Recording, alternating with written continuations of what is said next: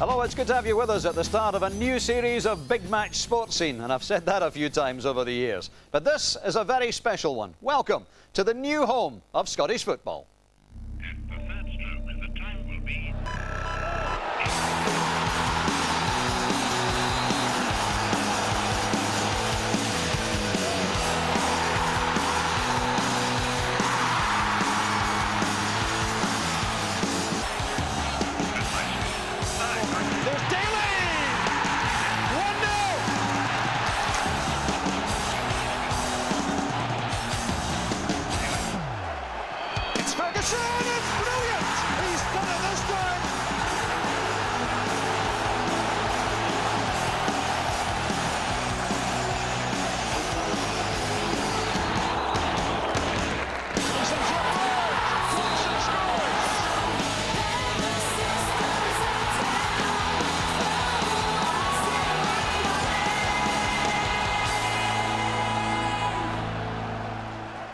Yes, the national game is on the national station. Coming up, the first of 38 live matches from the Bank of Scotland Premier League.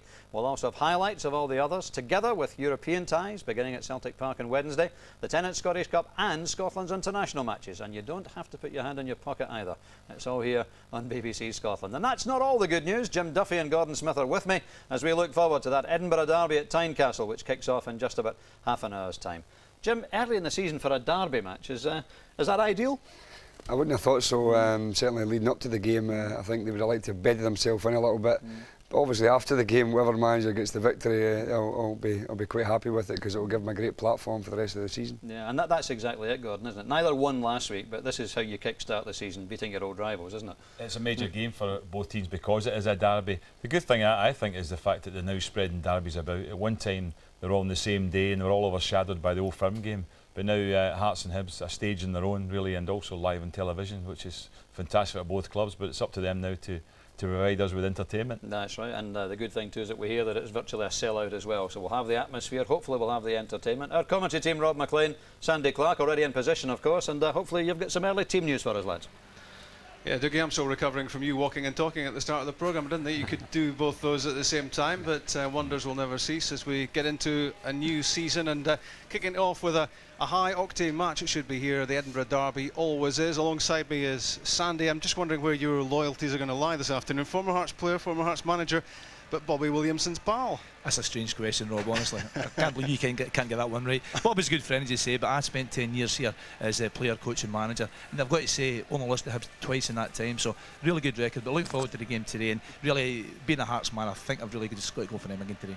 The team selections are interesting in that Stephen Mahe has been passed fit for Hearts. There seemed to be a general acceptance that he would miss out on this one, so Mahe is in. Mark de Vries makes his first start for Hearts in the derby match, and that means that Gary Wales has to sit it out to start with. Yeah, well, Mark de Vries is obviously, you know, Craig's brought him in to take the weight off the other forwards at the club, and Gary Wales is the one that's unfortunate today. I don't think Craig could play Wales, Kirk and de Vries, so Gary's the one that's on the bench today. He'll probably feel a little bit miffed at that because he scored the goal last week at Dens Park, but we'll still see de Vries and Valois as well making his debut for Hearts today, so that could be a surprise for us and hopefully a good one for Hearts. There's only one change in the Hibs team compared to the one which lost to Aberdeen last week.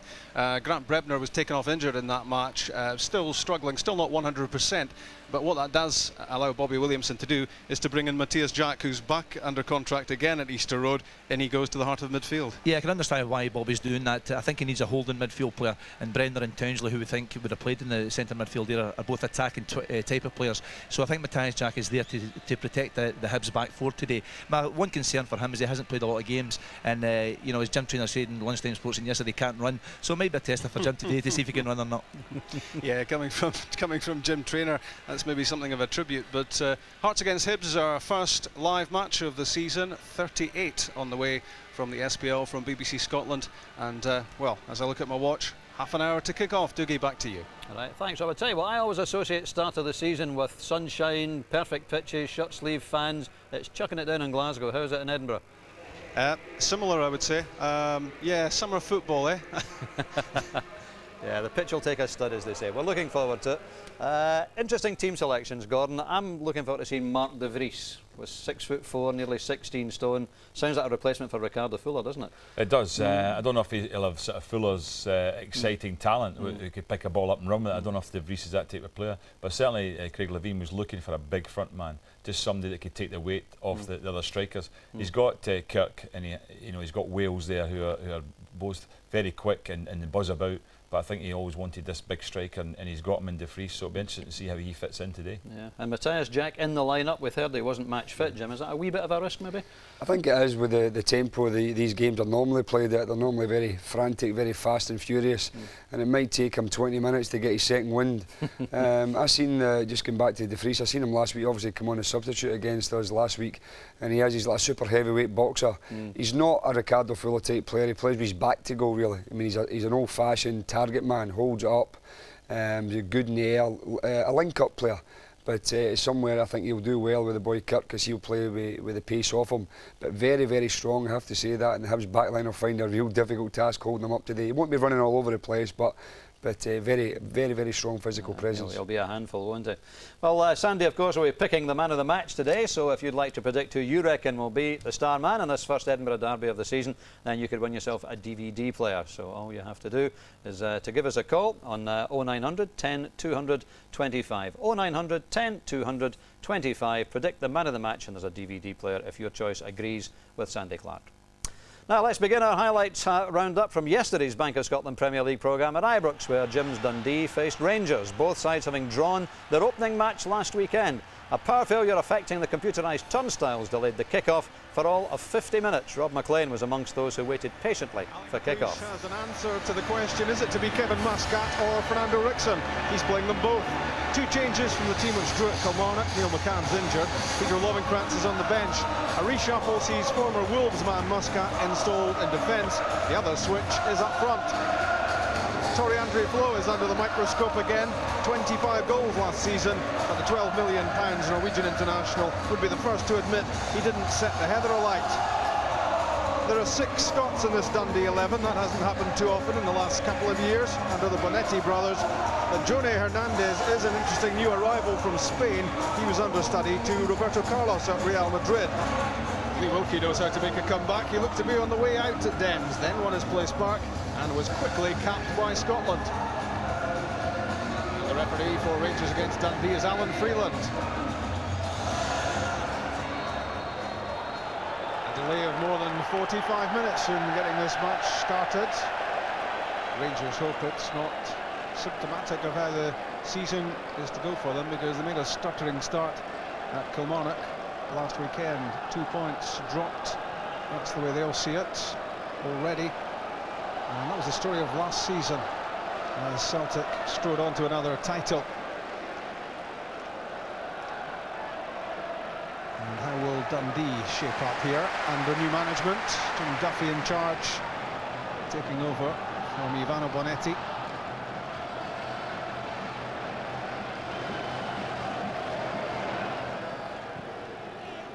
Arteta took too long.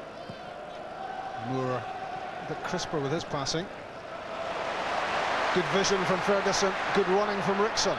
Flo waiting, near post, there he is. De Boer and Flo, shot blocked by Wilkie. Good defending from Lee Wilkie as Rangers mounted their first serious threat. Donald De Boer looking very sharp. Andre Flo. Shot at Avaladze. His cross didn't make it. Dave Mackay was in the way. And Gavin Ray flicks it wide for Nacho Novo. With his chance here to run at Lorenzo Amoruso. Good quick feet. Now Sara, chance for Dundee. The back heel goes astray.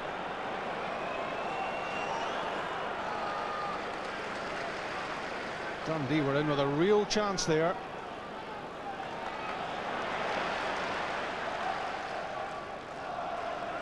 Harry Ferguson to Craig Moore. Good pass. Mikel Arteta. Andre Flo. Too much on the cross. Dave Mackay was taking no chances, nodding the ball behind for a corner kick. There wasn't too much trouble in behind him. And Rangers will feel fortunate to get a corner out of this, because it wasn't a troublesome ball into the box.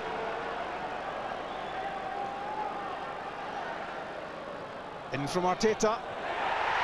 The opening goal, and it's Ronald de Boer.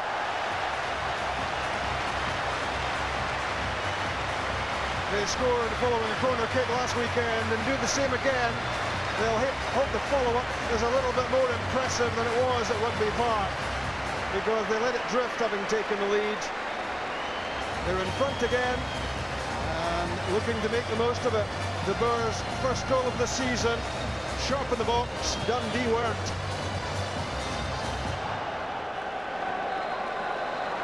Ferguson to Wixon.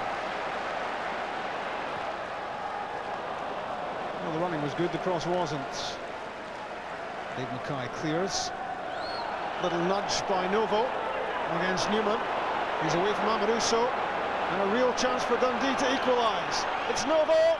It's too high! A glorious opportunity to make it 1-1. Sara was alongside him. He opted to go it alone. Bags of confidence. He put his foot under the ball and lifted it over Stefan Klos, but he also lifted it over the crossbar.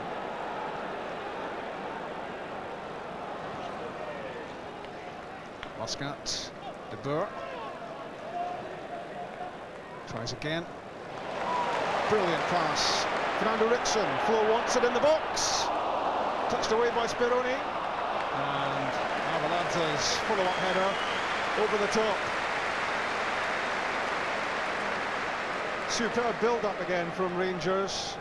Tremendous range of passing being displayed by Ronald de Boer. It was Speroni in the way of Rickson's cross, and then the header over the top from Shota Arveladze.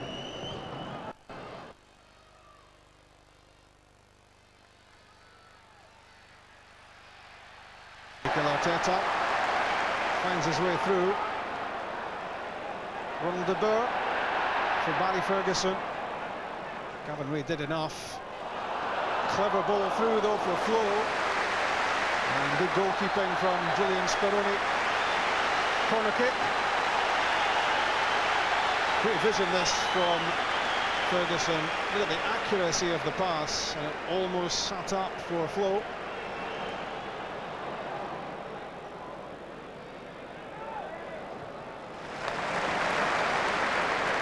Back with Arteta. Shimmying away from Mir.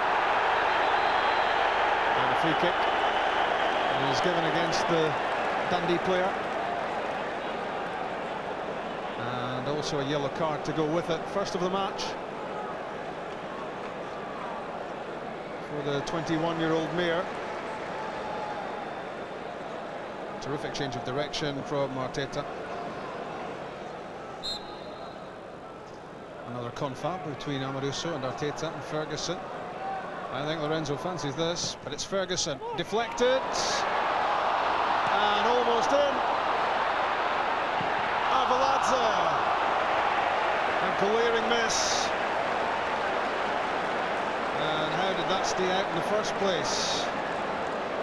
It looked as if Lee Wilkie was all set to leave this header from Muscat, realising just in time that he had to hack that off the line because Speroni was beaten.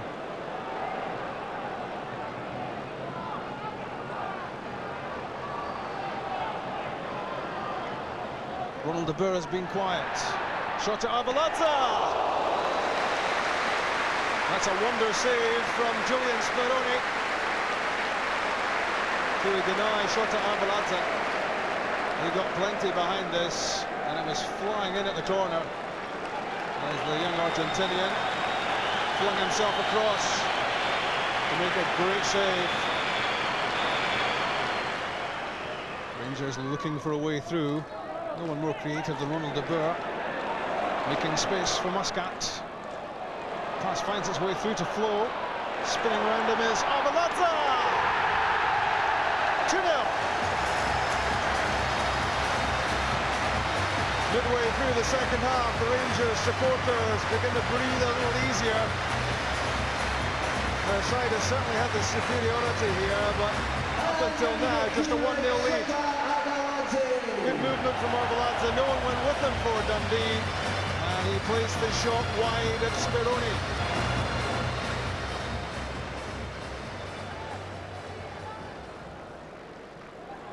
Teta. In from Muscat to Rickson. Now Flo. Is it to be 3-0? No, it's not.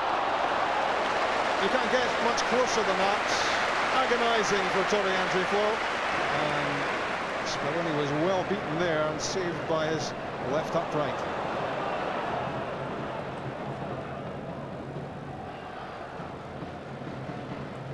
Amaruso, Ferguson, and Newman.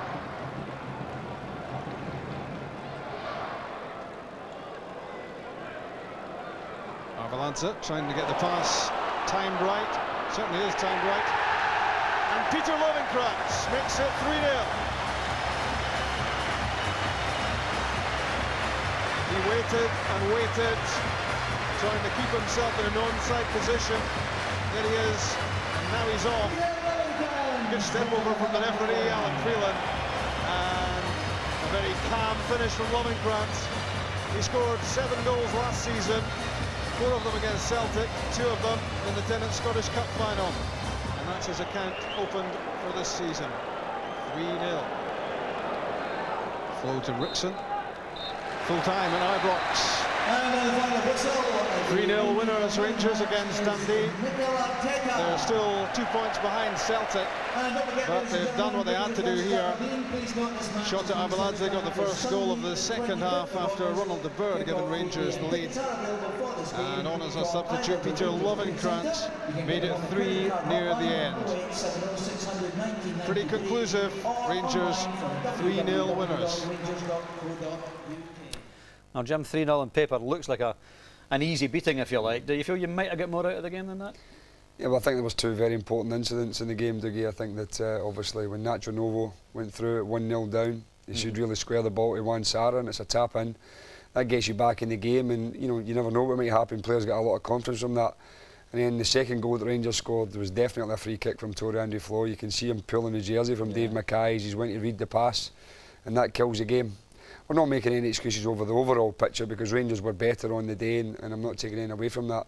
But these things can definitely play a major part in the game. Little incidents do turn the game. And I think they did. Yeah. Gordon, from the Rangers' point of view, just from what you've seen there, I mean, all the talk seems to be Rangers are going to have trouble scoring goals this season.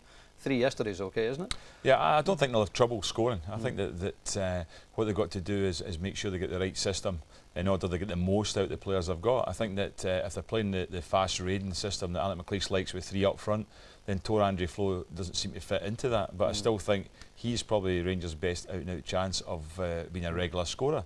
Even though it's Arveladze so far that's got the 2 goals, he's come in so far in scoring. But I think that it's a question of Alec just getting his team right. But I think Rangers will score a lot of goals this season. It's just very early yet. Well, we can actually see those goals and the incident that Jim mentioned when Nacho Novo perhaps should have levelled the scores after we hear the after-match thoughts of Alex McLeish. We've got to try and get 3 points in every game. It's as simple as that. And we failed to do that last week. But teams are not going to lie down and die against us. They're going to be organised and try and stop us. And we have to, you know, do all we can to score the goals. I don't care who scores the goals. They keep talking about a striker crisis. I don't care who scores the goals as long as Rangers win. All right, let's take a look at those 3 goals. And Jim, for the first goal, fairly straightforward header from the corner, and maybe you'd say what your defender could have been tighter on Ronald de Boer here. Yeah, definitely. I mean, the first thing, we didn't have to give away a corner in the first half. There was no pressure, but as the corners come in, they just come off young Lee Mayer there. Lee's on the wrong side of him and just a little flick header. It's just a really bad defensive goal for us to lose. It's really just giving Rangers a goal, that one. Yeah, but you learn from that, obviously. And then the Nacho Novo miss, which, I mean, you watched that again just before the programme there, and it's almost cover the eyes time, really, isn't it? Yeah, I mean, he does brilliant here. I mean, he does a little nudge there. He nicks it by Amaruso, and he's going. You see him, he just has to keep going. Just keep going. And then Craig Moore eventually just tries to hold him up. He's just got to lay the ball into Juan Sarra's path, and he's got a Sarra's tap in. reaction that he can't believe that it's not laid in front of him. I think Craig Moore defended really well there because he gave the player, didn't give him the option to shoot. He stayed off him and he just held his line brilliantly, and he eventually in the end up he's made the player shoot really because he's made it a more difficult pass to try and play Juan Sarra in. So Craig Moore defended that really well on his own against two players. But I think if Novo was going to shoot, he's got to hit the target. That's the thing. You know, if you at least if you hit the target and Kloss makes a save, then fine. But you know, that was disappointing, as I said, and that was only 1-0. Yeah, so that could have been one each, but of course it then became 2-0. This is the second goal. Jim, what about this one? Yeah, well, you can see, I mean, Rangers have come in, they play the ball into Torrey Andrew Flo. He holds it up, you see other lads are going, but you see him, he's holding the jersey there of Dave Mackay, and because Dave's going to read the play. And I'm a bit disappointed, as I said, the players mentioned that to me. For where I was in the dugout, it was difficult to see, and I'd said to the aftermatch, in the aftermatch press, that I wasn't going to see until I seen it on TV. I have now seen it on TV, and you can see quite clearly there, particularly when they seen the replay the first time round, that he pulls the jersey off him, and that's a free kick. The referee's looking right at it, but unfortunately he missed it. So again, Rangers had a lot of quality and a lot of pressure, and did create a number of chances, but that's the crucial goal that kills the game really, and that's the one that makes a difference. Yeah. And then the third came just in the dying minutes really, wasn't it? And well taken. Yeah, I mean, it's a good goal from his point of view. From our point of view, it's bad defending. We've got three players stepping up, one player running back, and you get a player with Livencrantz pace, then no matter how quick you are, you're never going to catch him anyway, and he showed good composure. But that was in the final minute, and that maybe made the scoreline look a little bit heavy from our point of view. But we're just disappointed, as I said, that we didn't really put enough pressure on Rangers, didn't really create enough chances. Yeah, just one last thought. Paul Gascoigne, is he coming to Dens? Well, not at the moment, that's for sure. But I'm actually getting to the stage now. I was panicking hearing Paul Gascoigne's name getting mentioned again because it was been running through my head for about the last 6-7 days. So, no, at this moment in time, I've heard nothing, and I don't expect to hear anything now. I have to say. You're obviously interested, though. I mean, well, we were, and you know, if something comes up, then fine, we'll consider it. But at this moment in time, we're really just got to concentrate on the players we have and try and improve our quality. Good. All right. Thanks for the minute, Tim. Still to come, of course, that big live match at Tynecastle, our featured game this afternoon, the Edinburgh Derby, and then later on in the programme, highlights of all yesterday's matches, including, of course, Celtic's visit to Aberdeen. Plenty goals. There could easily have been more. Henrik Larsson didn't get on the score sheet yesterday, but he did hit the woodwork. Aberdeen Celtic highlights coming up a little bit later on. But of course, it's all today about the Edinburgh Derby at Tynecastle.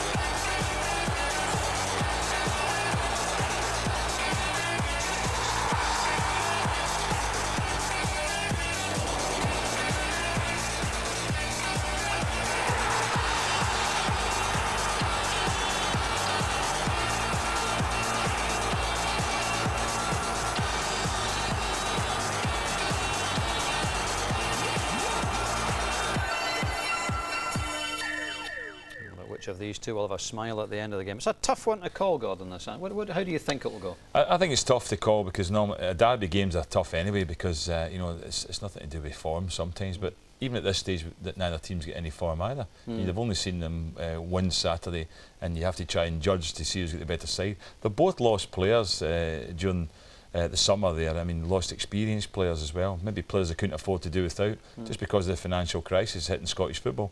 And both teams haven't really strengthened all that much. I mean, they've got one or two players at most, but I think that it'll be interesting to see how they do in terms of playing against each other, because as I say, that this is one they'll both be desperate to win just because it's a derby and try and set up their season. Neither team won last weekend, so I mean, Hearts got a good point, you would say, away from home, but Hibs losing at home. It was pretty desperate for them, and they certainly won't want to go 2 games with 2 defeats in a row. Well, let's hear what the two managers make of it then, pre-match, and let's hear firstly from the Hearts boss, Craig Levein. Craig, your selection, I think you've surprised us with the inclusion of Mahe. Well, I'm surprised myself, to be honest. He came back yesterday from France, said he felt good, the injury was fine. Obviously we've got the problem in that he hasn't done anything at all for a fortnight. But with it being such a big game and us really needing his experience, I decided to take a chance with him. There must then be an element of gamble about that. Oh yeah, certainly. I'm not kidding anybody on there. you know, he was struggling, and as I said, it was sort of 90% against them playing. But I've taken we're a fairly young side, and I've taken the decision that we need all the experience that we can get. What can the Hearts fans expect from your new faces here?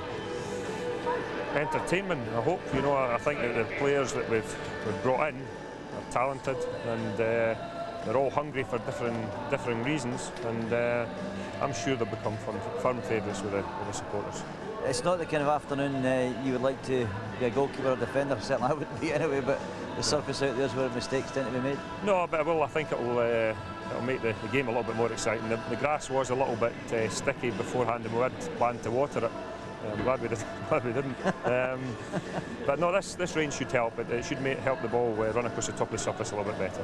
Yeah, well, we've talked about the fact that neither Hibs nor Hearts have gone into the transfer market. You've let players go. When you feel all this atmosphere building up, it's all forgotten, isn't it? This is what it's all about, isn't it? It's just getting started again, especially at home with a game as big as this. It's exciting for me, and players I know feel exactly the same way. Can we start the BBC campaign with a classic? Well, I hope so. We'll certainly do our best. All the best, Craig. Thanks. Cheers. Jim, as you're finding it, obviously takes a few weeks to get the team settled down and playing the way you want them to. Does that mean that with fewer personnel changes, Hibs maybe have got an edge this afternoon? Actually, I don't think so. I think Hearts have got a slight advantage. I think Hibs, Bobby really hasn't got the forward line. I think that's something he's brought up back, mixed with Pat Linen, but Craig Brewster and Gary O'Connor were a good force last year, particularly young O'Connor at the end of the season, a real purple patch when they get into the Scotland side. But I think that he's maybe going to have to find the right balance here, the right player to complement him.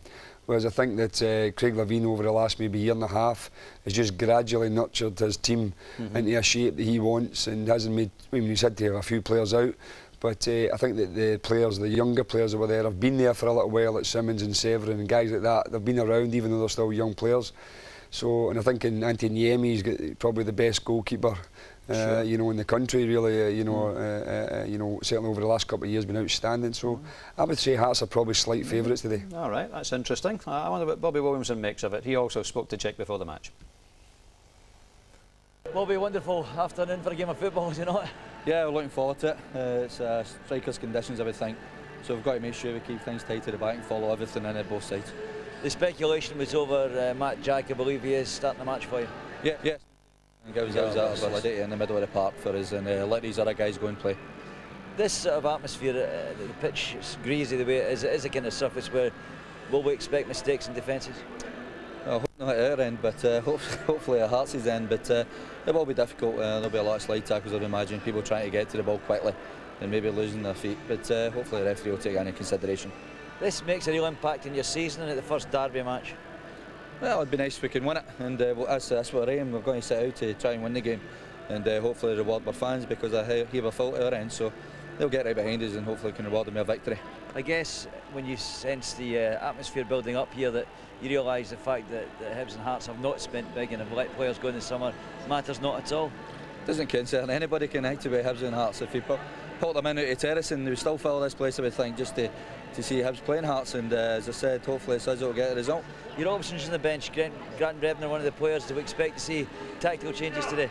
Yeah, as I said, Grant's found himself unfortunate. He got injured last week, never showed us enough, and he's on the bench, but he's certainly one of those players that could get us a goal or create something for us in the latter stages if necessary. All the best today, Bobby, thanks. Just a little over 5 minutes to kick off time then at Tynecastle. Let's just, before we go, pick out one or two players who might well be influential this afternoon. Midfield area, obviously important. Scott Severin, a very important player for Hearts. And is he someone that impresses you, Jim? Yeah, I think he's a very wholehearted player. He seems to play for the jersey, one of these guys there. Puts his foot in, Scott, but he's very good passer of the ball. Maybe doesn't chip in enough goals. I know he scored one in the derby last year, a very important one as far as Hearts are concerned. These statistics incidentally relate to the 3 Edinburgh derbies last year, if you're just digesting those. Just in case you thought he only played 185 the whole season. No, he's a very talented player. As I said, he's got a good strike of the ball, very good strike of the ball. In fact, you'll see here he comes out, it just shows great composure and just bends it into the far corner. I mean, that is a great goal for a ruck of players.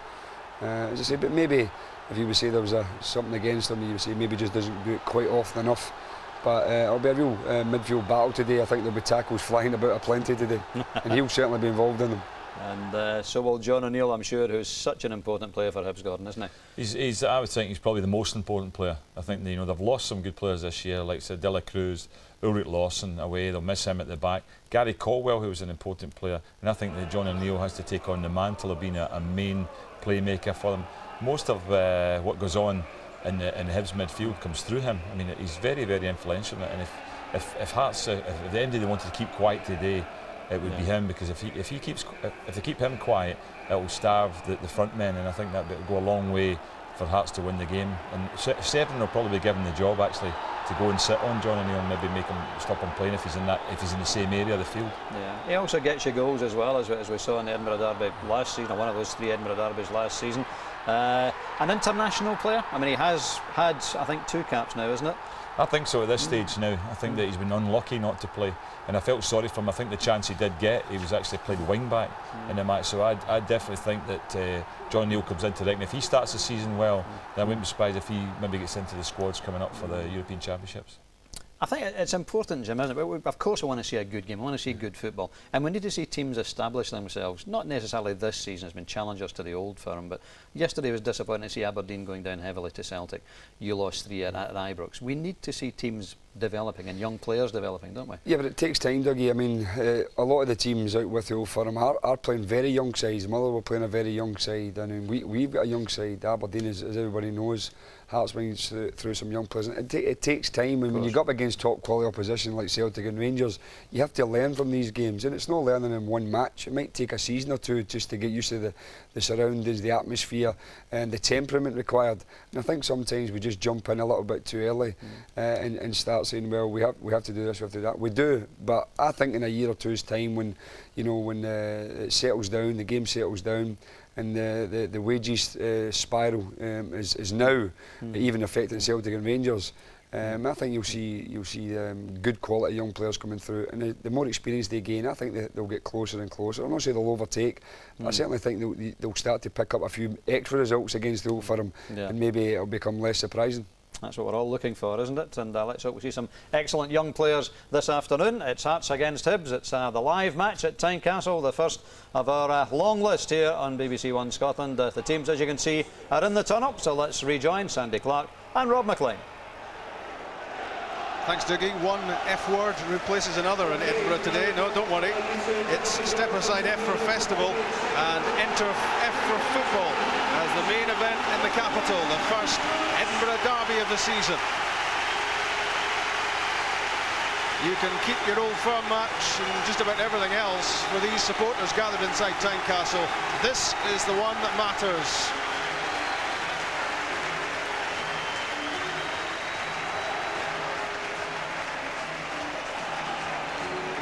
Let's have a look at the sides. And Stefan Mahe has proved his fitness for Craig Levine. He admits, he's just told us, it's something of a gamble, but Mahe's back in. Austin McCann drops out. Mark de Vries makes his first start in the Maroon of Hearts in the Edinburgh Derby. That means Andy Kirk is his strike partner and Sandy Gary Wales on the bench. Yes, maybe a little bit of surprise that Gary Wales, who scored last week at Dens Park's left out from starting 11, Rob, but I think Craig's going to go with a 4-4-2 system today. Anthony Nemi obviously in goal. We're back for Alan Maybury, Presley captain, Kevin McKenna and Stephen Mahe. Stephen Mahe is certainly a little bit of a gamble, especially considering it's an Achilles injury. It's one you don't want to aggravate, which can keep out for a long time. Across the middle of the park, Stephen Boyack on the right hand side, Scott Stever at 7, Stephen Simmons in the middle, with John Louis Valois making his debut wide left at home for Hearts today, and up front Mark de Vries and Andy Kirk. And de Vries, for me, he'll be interesting to see him playing. I'm just looking at him, Rod. Well, what a size he is. He's a big lad. Hopefully he'll do well today. Okay, so that's Hearts. Let's have a look at the Hibs side. It's very similar to the selection that Bobby Williamson came up with last weekend, despite the fact they lost to Aberdeen. One change, Matthias Jack comes in, having re-signed at Easter Road. Grant Brebner, who took a knock last week, he starts off this one on the bench. And briefly, a look at the system before kick-off, Sandy? Yeah, it's 4-4-2 again for Hibs, Rob, with Keegan goal, back four of Ormond, Smith, Dempsey and Murray. Across the middle of the park, O'Neill, Jack, Townsley and Appin-Young, and up front, Young Gani O'Connor and Paco Luna. Mike McCarthy is your referee for this afternoon.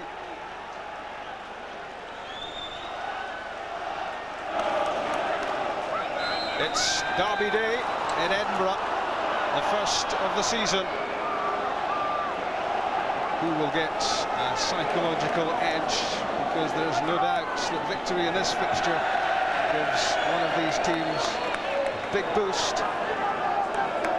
And if you're talking festival terminology, both of these have really been on the fringe last season, and both looking to grab a little bit of centre stage.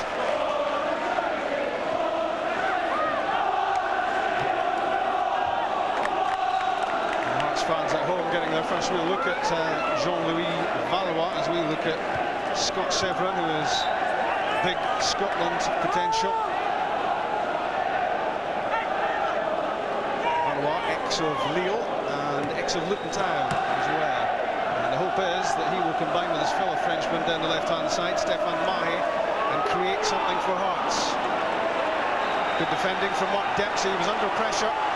And he will lean on the experience alongside him of Gary Smith. Yeah, that's right, young Mark Dempsey. I seen him playing against Everton a couple of weeks back, Rob, and I was very, very impressed with him. In fact, I think Phoenix just about fit now, and Bobby Williams is staying with young Dempsey, so he must obviously be doing okay in Bobby's eyes. Tony Craig, the Hibs goalkeeper, having displaced Nick Colgan. Arpignon threatening, but free kick goes against him for the challenge on Alan Maybury.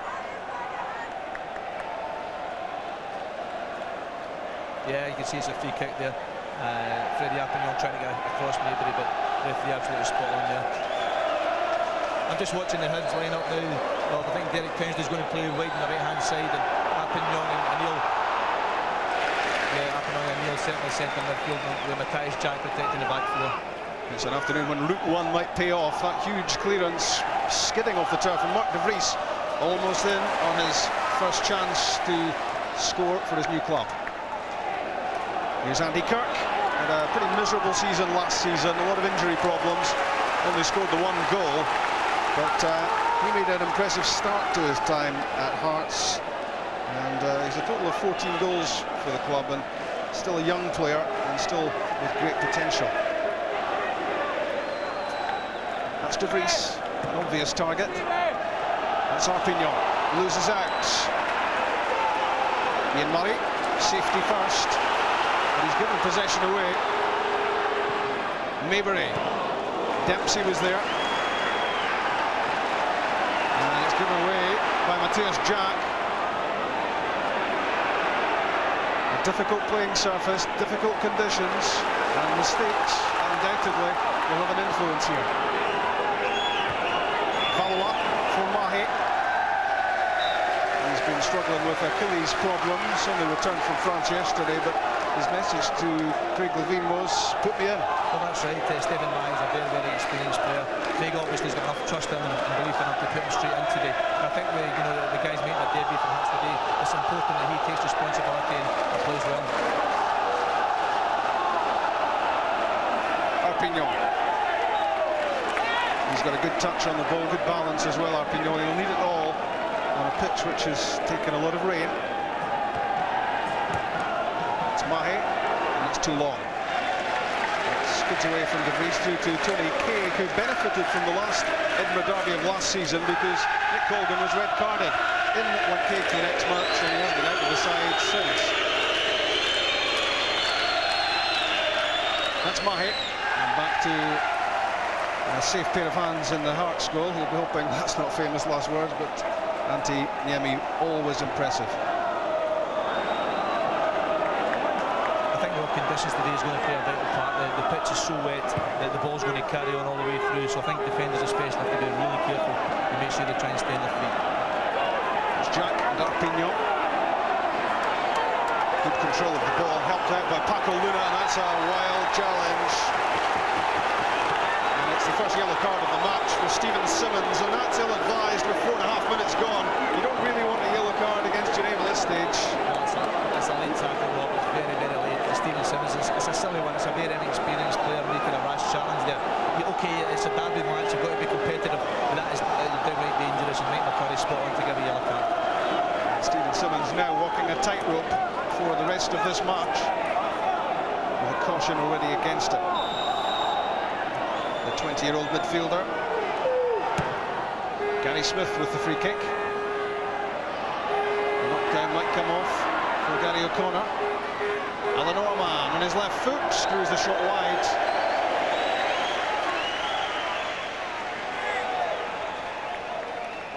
Doesn't score too many goals, Orman, but he does tend to make them spectacular when they do go in. You'll remember that one in the 2-2 draw at Ibrox last season.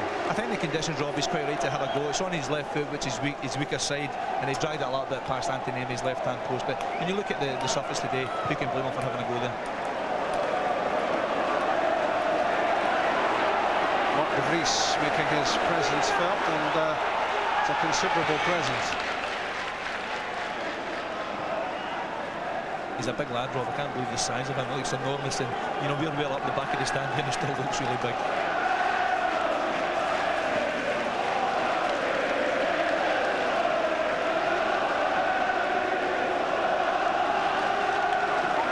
Derek Townsley.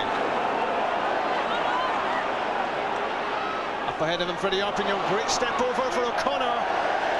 He was falling away as he struck the shot, and it went too high, but that was good build-up from Hibs. It was good play. Derek Townsley started off the move. Freddie Arpignon, a little dummy there. Gary O'Connor, good turn. Probably just off balance a little bit, leaning back, hit the shot, and unfortunately for him, just over the crossbar. Townsley doing the creating, and clever involvement there from Freddie Arpignon. He fooled the Hearts defence with that one and carved open the opportunity for Scottish international O'Connor, who scored 8 goals in his last 9 SPL games of last season, so he's looking to pick up what he left off. It was Scott Severn doing the ball winning in midfield. On the one side, Simmons, he's the experienced campaigner. Yeah, you tend to forget that Scott's still a young lad as well, Rob. He's got so much in front of him there, but potentially it's all there. Hopefully a future of the game Scott's internationals. Mahe's delivery down the line, headed away by Smith. Now Matthias Jack. Is he short of much sharpness? You would reckon he would have to be, and I guess in these sort of conditions we'll find out as this match goes on. But Grant Brebner on the bench, and you would be totally surprised to see Jack replaced before this match is over. Well, actually, I'll tell you what, Rob, he's had a decent start. You know, he's won a few balls in the middle of the park. He's doing the holding job that Bob was looking for, and so far he's been very effective. Jean-Louis Valois, great turn. Links with Mahe. Promising signs. The Hearts fans already warming to him. Yeah, he looks a good player, Rob. He's very much left-sided. He's the one player on the pitch who's a natural winger type of player today, and Hearts will certainly be looking for him to get wide from the left-hand side. De Vries getting no peace from Jack.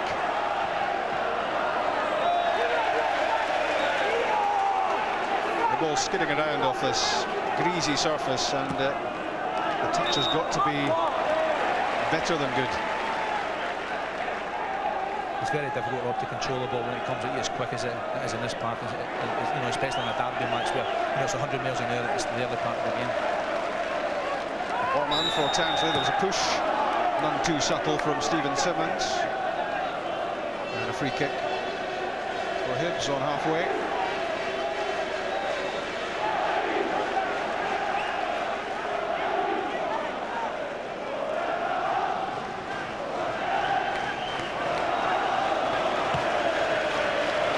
Smith's free kick aimed at Luna, won by De Vries.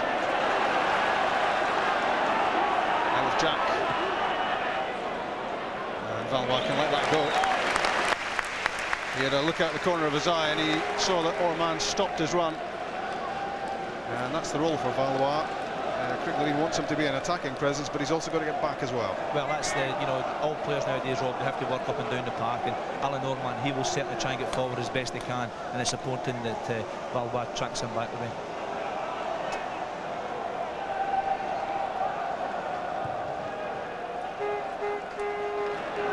Yemi's kick out finds De Vries. Waiting was Andy Kirk. Away by O'Neill. Simmons works it wide for Boyack. And working hard as ever, John O'Neill, and that looks like a sore one as he tumbled into the advertising boards and onto the track. And Hibs don't want to lose him, that's for sure.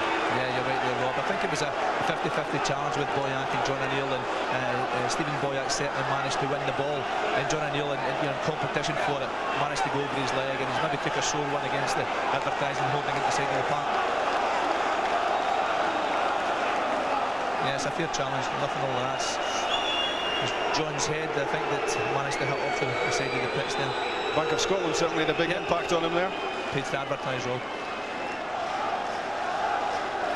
Nothing malicious in terms of Stephen Boyack's involvement. He got the ball, but the problem for John O'Neill was that he went tumbling over a Boyack and was then out of control. I wonder if it was his shoulder possibly that struck that board. It's obviously a sore one for him, and as you say, Bobby Williamson certainly wouldn't want to lose John O'Neill. He's obviously the club captain and very, very influential in the park. And John O'Neill, I think, is out of this match. The indication has just been made to Bobby Williamson that O'Neill will need replaced. So it's a big blow to Hibs with just over 10 minutes gone. O'Neill is out. And will that mean Grant Brebner, I wonder, coming on in his place? The option is maybe Tom McManus to play him wide on the right-hand side in the midfield box. I would imagine it'll be one of those two. Can Hearts cash in on their one-man advantage for the moment? It's 11 against 10. Here comes Tony Cade. And a good take. Offside. The flag was up. Mark Brebner, I think, is going to be the player who will replace John O'Neill. I think where John's playing today, Rob, in the middle of the centre of the midfield, Grant Brenner's automatic choice. So just slot him in the same position that John O'Neill was playing in. Boyack for De Vries. A lot of activity on the Hibs bench at the moment. They want to make this change quickly. And if you are going to lose John O'Neill, then Grant Brebner is a pretty handy replacement and can fulfil a lot of the requirements. He's a very experienced player, Rob, in this type of game. I think that counts for an awful lot, so it's a wise substitution for Bobby. Luna's back heel was clever. Nobody saw it coming and cut out any danger. Andy Kirk. Goal kick is the outcome to his great disappointment. I think the assistant referee got on one spot on there, Rob. Andy Kirk's a good run from centre to wide area. Gary Smith's managed to track the run and put in a good challenge, enough to put young Andy Kirk off, and the referee spot on the goal kick.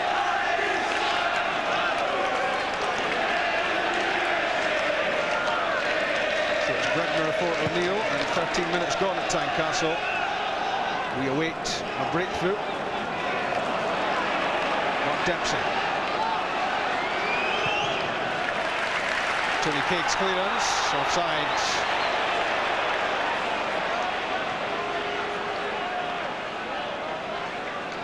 Anything to do with a piece of toilet roll.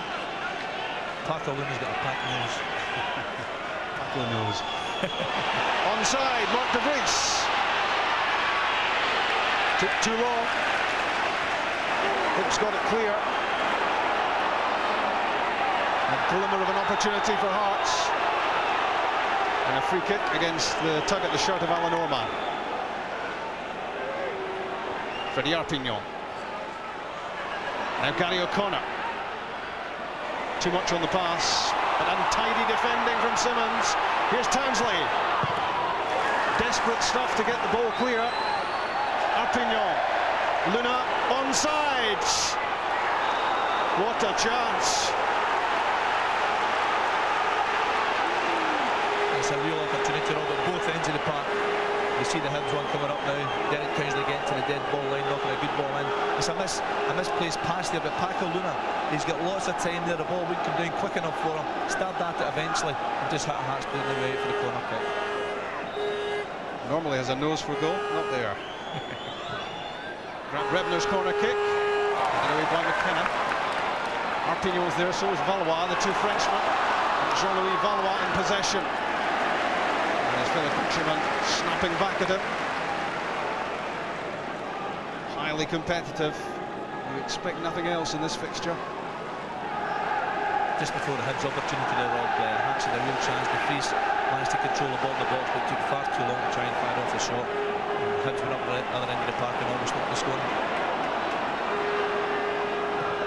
Orman for the corner, well defended by Stephen Presley. Good work from Ian Murray. Gary O'Connor chasing, took a little deflection and might just have worked out for Paco Luna. And Yemi was first there. Yeah, it's seen Murray managed to win the ball down the left-hand side. Gary O'Connor, he always chases lost causes, gets there just at the same time as McKenna, and unfortunately the pullback. Mark De Vries at the other end. Did well to pout his way through, but if he'd got a little bit more on that cutback, Andy Kirk might have been in. He actually managed there, Rob, to get a bit of time on the ball and maybe played the cross in far too quick. If he just lifted his head a little bit, he could have been more deliberate with the pass, and it would have been a real opening for Andy Kirk in the middle.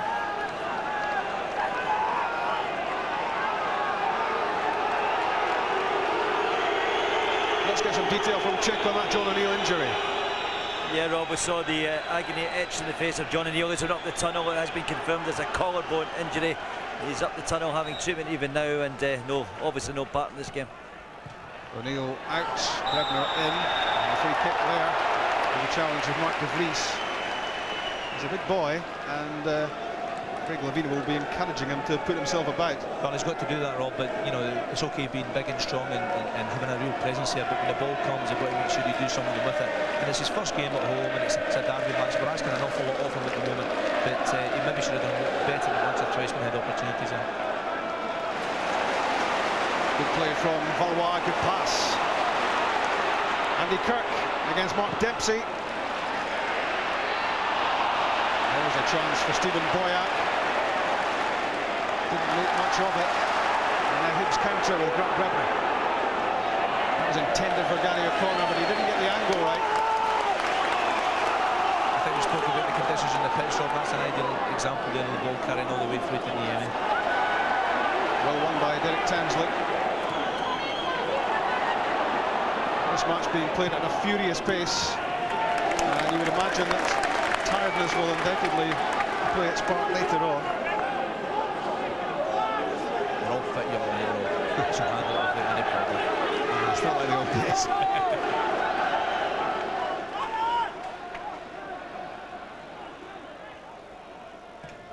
Gary Smith played up for Gary O'Connor. There was confusion there with both O'Connor and Freddie Arpignon going for the same ball in the air. It'll be a good battle, that one, Rob. Gary O'Connor's a very physical lad, and Presley and McKenna in there, they'll match him all the way. But I'm sure O'Connor will get his fair share of joy.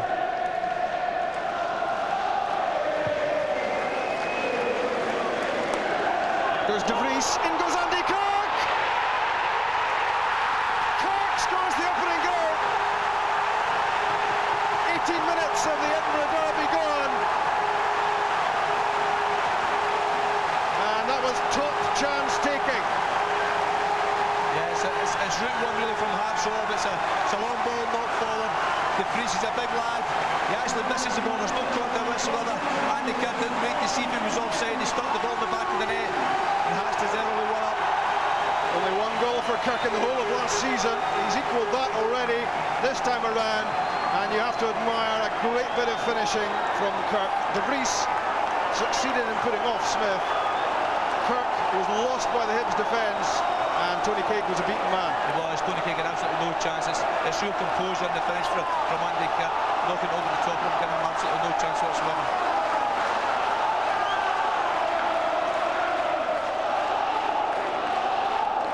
Here's another opportunity for Hearts with Boyack. Kirk again, offside. It wouldn't have counted. But things are getting a little lively down Gordy way. Yeah, Andy Kirk looks very, very sharp today. He looks really up for the game. I think he's trying to prove to have been right in picking him before Gary Wales today, and it's certainly paid off for Craig so far in the game. I think De Vries, we mentioned him earlier, his presence that he's got certainly created a problem. I think one of the Hibs centre backs was certainly won the header if it wasn't for him being there. Hibs looking to hit back with Townsley, and now Luna on his left foot, deflected, but no great problem for Yemi.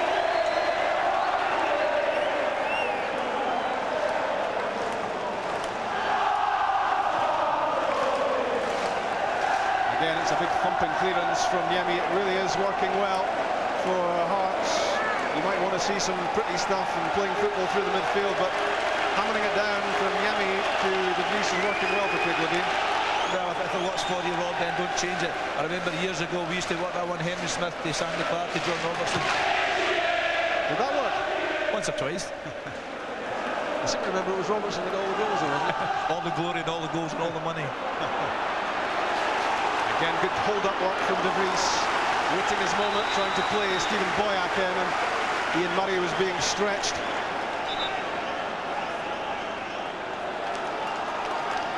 21-year-old Murray, Scotland under-21 international. The hope would be that he will develop into a full Scotland international in time. Sooner rather than later, hopefully. Yeah, he's a very good player, Rob. Can play various positions as well, which helps. The goal scorer, Andy Kirk. The first goal of our 38 live SPL matches on BBC Scotland this season. And Hearts certainly looking threatening when they get into the final third. They've been the better in the early part of the match, Rob, there's no question about that. And the goal will certainly help them enormously. The already team playing with lots of confidence now, and I'm sure they'll try to build on it. It's a corner with the flick. Yemi might well have taken that, but Presley chose to play it. Maybury's clearance for De Vries, but Dempsey got there. Now Brebner. Arpignon. Tansley makes the run. Presley's there. So important. Top class defending. It had to be because there were 3 Hibs players around him, all looking to cash in. It was excellent defending from Stephen Presley. As you say, Rob, it was three Hibs players and only him there, and he managed to get there first to clear the danger. Here he is again. He gives it absolutely everything for his club. The Hearts fans love him, and he's so crucial in these sort of situations. Yeah, you can see the 3 Hibs players there. He manages to be really determined and win the ball.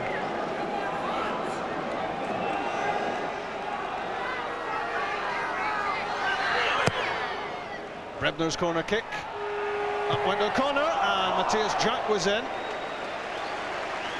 I think it was Scott Severn who made a good challenge there to make sure that Jack couldn't fire this into the net. Yeah, it's a good ball in from Grant Brenner, and the Hibs players are up there attacking the ball, and Matthias Jack very unfortunate, but Scott Severn managing just to do enough to put him off so that he couldn't get the shot on target. Bertie Vogts will be watching Severn's performances with a great deal of interest. He's already brought him into his squad, and the hope will be that he stays there and plays a big part and develops as part of the national team. The first half littered with free kicks. That's the latest one. I think Mike McCurry was spot on again there. The Hibs defender was all over the back of Mark De Vries there. Mayberdy's cross. Alloa went for it. I think it's Jack with a diving header to clear it.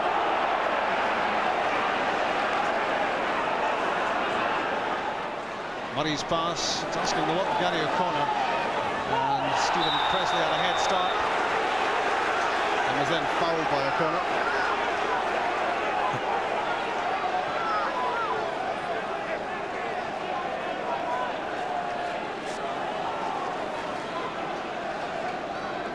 There he is, the goal scorer, Andy Kirk, the man who's broken the deadlock here after Gary Smith was beaten by De Vries in the aerial tussle. It bounced on for Kirk, and what a composed finish that was, Sandy.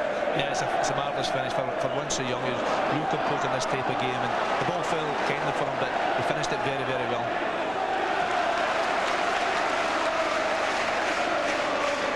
Here's Valois, fires it in. That might just work out for Kirk as well. He is very sharp today, and Tony Cake had to be sharp to get there before him. That's actually happened a few times now, Rob. It's a very thin line that the Hibs back four are holding there, and De Vries and Kirk have managed to play, get beyond the offside trap once or twice, and they've created real problems.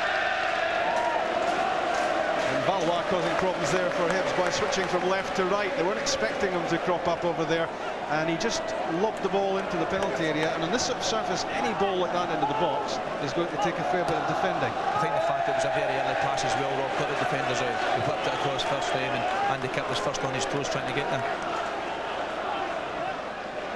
25 minutes gone of this first half, just about. And Hearts 1 up against their deadly rivals. Kirk, the goal scorer, knocks it wide for Stephen Boyack. Getting the nod over Kevin Twaddle on the side today. Mark Dempsey's headed away. Arpignon does well to keep possession and get a pass away to Tansley. Gary O'Connor wants it, but there's far too much in that. You need to get a trap one to catch that. Don't think Alan Wells would have got that one, Rob. It's unlike Derek Townsley. Maybe it's the conditions again. We'll give him the benefit of the doubt, but he's really got far too much weight in that pass. And Gary O'Connor is very willing, very enthusiastic. I don't think he could even catch that one.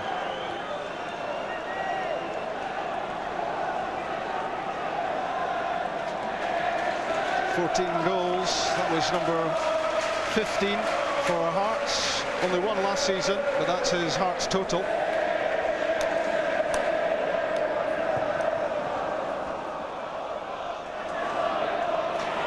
Here's Kirk again. De Vries wants it in the middle from Boyack. In he comes now. Kid's in trouble. It's Valois off De Vries. Danger not over for Hibs. Corner kick. They really are built up a fair old head of steam now, Hearts. Yep. And De Vries is causing lots of problems. It's a Route 1 football, Rob, that's paying off for Hearts at the moment.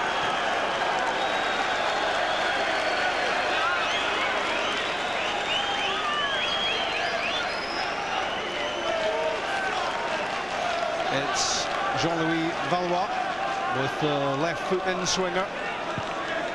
Kevin McKenna's up at the near post. And Scott Severin's diving header clips the crossbar and it's way over. A real chance for number 2. It really should have been number 2, Rob. It's a great corner from Valois. Scott Severin, it's a late run. He's got in front of his marker. And really from there, you've got to hit the target. You've got to make the goalkeeper save it or put the ball in the back of the net. He'll be disappointed when he looks at that one again. He was stretching for it certainly, but you can see from the expression in his face that he knows he should have kept that under the crossbar, and then Hearts were in a really strong position.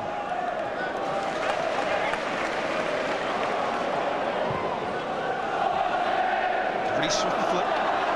Kirk chasing. Tony Cate was looking for it, but Mark Dempsey knew he had to play that.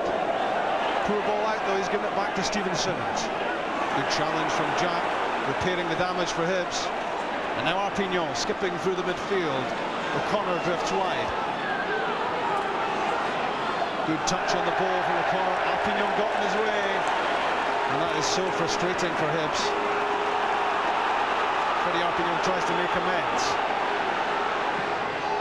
Good effort! Not far away.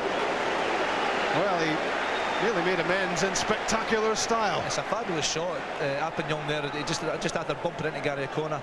You shouldn't hit it from there. He's so far out, but he's tried to whip it right across Antoniemi, and very unfortunate not to catch right in the postage stamp on the far side.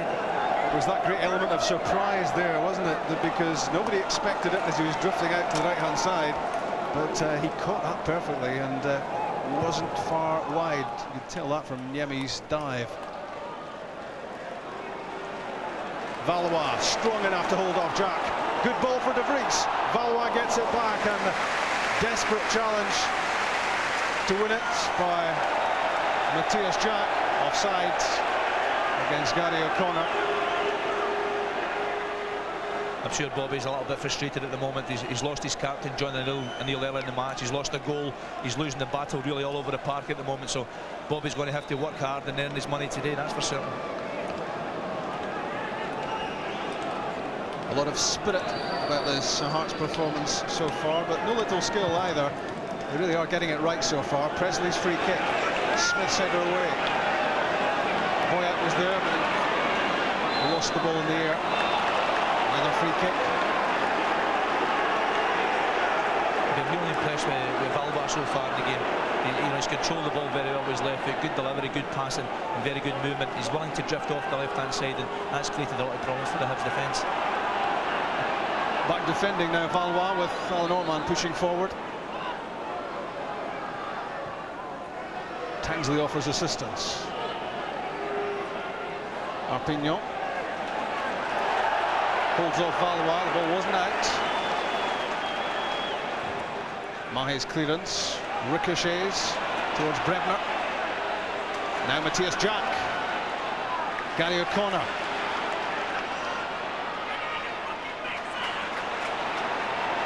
Still O'Connor, that's wide. A little bit of desperation. Frustration, Rob. I think I'm watching the Hearts defence here when Gary O'Connor, it was forced in the way and so far out, and Hearts actually had 8 players behind the ball. You know, they're going to make life really difficult for Hibs to get back in this match.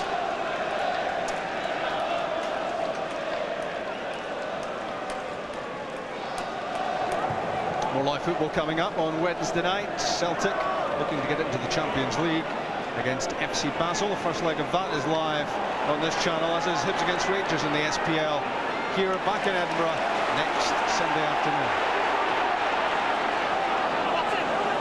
For live football, look nowhere else. Good work from Valois. A tempting ball in for Andy Kirk. Just wide. It should have been, Rob. Valois again, he's shown he's got a bit of strength, and he's managed to work this one, get beyond Orman. That's a magnificent cross into the box, just wanting to get attacked. And maybe Andy Kerr was a little bit surprised the ball actually reached him, and maybe thought Mark de Vries was going to get there first. But really, you'd expect him to be on his toes and again hit the target. He's headed it down into the ground. It's another chance for Hearts. He has been an impressive performer so far, Jean-Louis Valois, looking like a very good acquisition for Craig Levein. But what you wonder is, Hearts have got the pressure in this first half. They're creating the chances. They've only taken one so far. They've missed a couple of headers. I wonder if they'll rule those misses. Well, time will tell, Rob. Presley's free kick looking for de Vries. The lively Andy Kirk is there quickly. Valois wants it and gets it. Early ball in. This time it's not quite the delivery, and Bednar intercepts. And that's straight through to Antiniemi. Again, too much on the pass, and really not giving the strikers much hope of catching it. There's Mark Dempsey. In went Ian Murray. Stephen Boyer felt that. Taylor, that track in the far side's made a few tackles today. It certainly has. There's Simmons. Matthias Jack was with him. I mentioned the F word at the start of the programme, which had the producer falling off his chair, but the F word also for Hearts stands for Fuller, Flugel and Fulton, 3 players, 3 big-time players who left during the summer. And you add to that Adam and Tomacek and Gronlund, and Craig Levein has done a fair old job putting his squad together for this season, but the signs are good. It's a thin squad, but there is quality. That's right, Robin. The centre half, missing those players that you mentioned so far in this game. De Vries, well, he hasn't maybe showed too much skill. He showed a real presence and a problem for the Hibs defence. Valois, as we say, has been excellent. He's going to take this corner kick down the right-hand side. Mark de Vries waiting in the middle. McKenna's there as well. Both a big threat. Valois' delivery, and it's beyond everyone. That amazes me, Rob. You know, Scott Severn 5 minutes ago has made a run to the back post for a corner from the same area. This time he elects to stand at the edge of the box, and the ball goes to exactly the same place. For me, he should be in there trying to get the second goal. It remains 1-0 Hearts. Andy Kirk's goal. And we've less than 12 minutes to go in this first half. An engrossing, compelling first half, as you tend to expect in the Edinburgh derby. Might be the prettiest at times, but don't look away for a moment.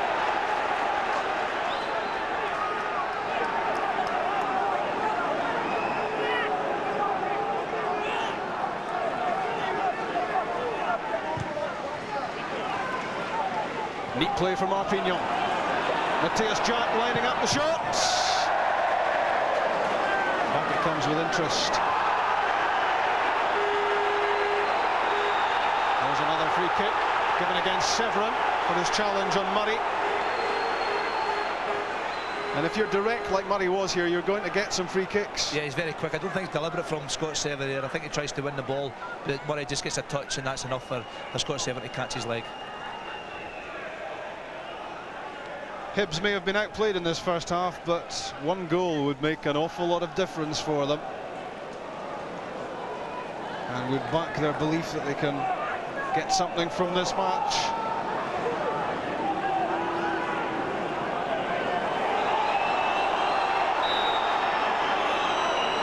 It's Gary O'Connor, and it's way off target. Sort of disappointing first half, really, in terms of his efforts on goal. I think he was very frustrated, Rob. I think that sums up his first half so far. He's very willing, enthusiastic, as we said earlier, but really I'm surprised he's taken that free kick with guys like Arpignon and Orman who hit the ball so well. I'm a bit surprised that Gary O'Connor took the responsibility there. Of course, what Bobby Williamson does have his options, because he's got Tom McManus on the bench and he's also got Mixu Patalainen, who I think knows this fixture well. Well, I think Mixu would be the one you would see if the game stays at 1-0, get in the latter part of the match. He's got a real presence, like De Vries has shown for Hearts today, and that could certainly help Hibs if necessary. Up goes De Vries. Alan Orman. Good play from him. Ian Murray works it wide to Freddie Arpignon. Moving at pace. Halted by Severin. Orman again with Tansley just ahead of him. Arpignon wants it back. Freddie Arpignon gets away from Stephen Simmons. So tempting. No takers. That's marvellous play from Freddie Arpignon there. He's drifted off the left-hand side, down the right-hand side. He's managed to get beyond Simmons very easily. It's a marvellous ball across the box, just asking to get put in the back of the net. And unfortunately for Hibs, nowhere near to do that. We've seen one or two flashes of real brilliance from Freddie Arpignon in this first half. He makes mistakes as well. In there with the mistakes are some moments of magic. He's very creative, Rob, and that's so important. You've got to have players like him to supply the ammunition for O'Connor and Luna.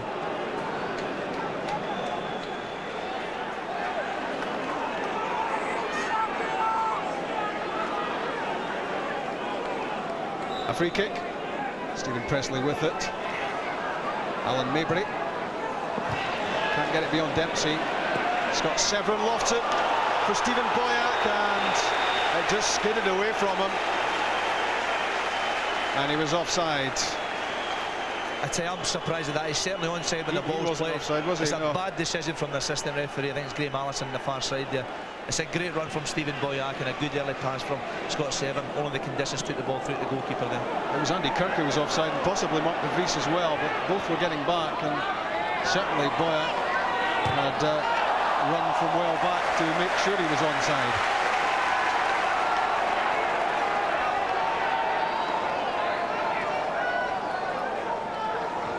Valawan's flick. Gary Smith. De Vries got there. Given away by Stephen Simmons. He had more time than he thought. Ian Murray. Paco Luna. Derek Tansley. Good work from Simmons to slide the ball away. Hibs desperate to get the ball into the danger area. Anything fired in low and hard is going to ask real questions. And a goal for them at this stage changes the whole complexion. You're right, Rob. You get so much confidence from getting a goal. And the next goal in this match is going to be vital. Offside again.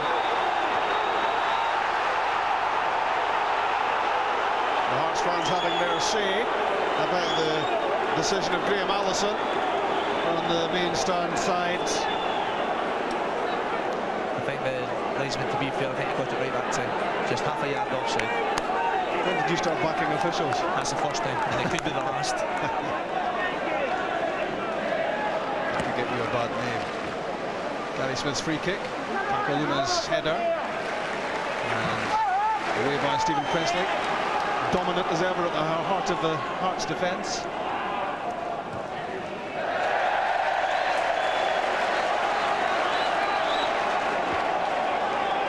It's been a lung-bursting first half. Played in sodden conditions at Tynecastle. Nearly 39 minutes gone. And if you've just joined us, the only goal so far from Andy Kirk. Kept in by Luna. Now with Mark De Vries, good touch there to get control. Lost it now though. Arpignon's pass for Gary O'Connor, but it was asking a lot. And Alan Maybury was comfortable there in clearing, the former Leeds defender.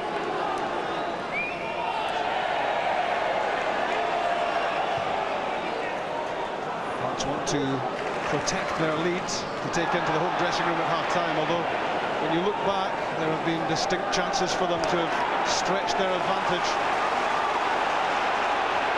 They have to settle for one at the moment. Jean-Louis Valois looking to create number two. He's very elusive, difficult to tie down. Here's a chance for Mark de Vries. Is it two? It certainly is. A dream debut for Mark de Vries. His first goal for Hearts. His first start for Hearts. And they're 2-0 up in the derby. It's a fantastic goal from Hearts. Valois again down that left-hand side, cutting inside again. A magnificent chip almost into the middle. And Big de Vries, he certainly controlled that one exceptionally well in his chest. And the ball was only going to end up one place, and that was the back of the net. Hearts deserved the 2-0 up. Great skill from Valois. Hearts fans are excited about what they see from Valois. And they're certainly excited about this finish from the Dutchman, de Vries. He did everything right. He got it down quickly off his chest.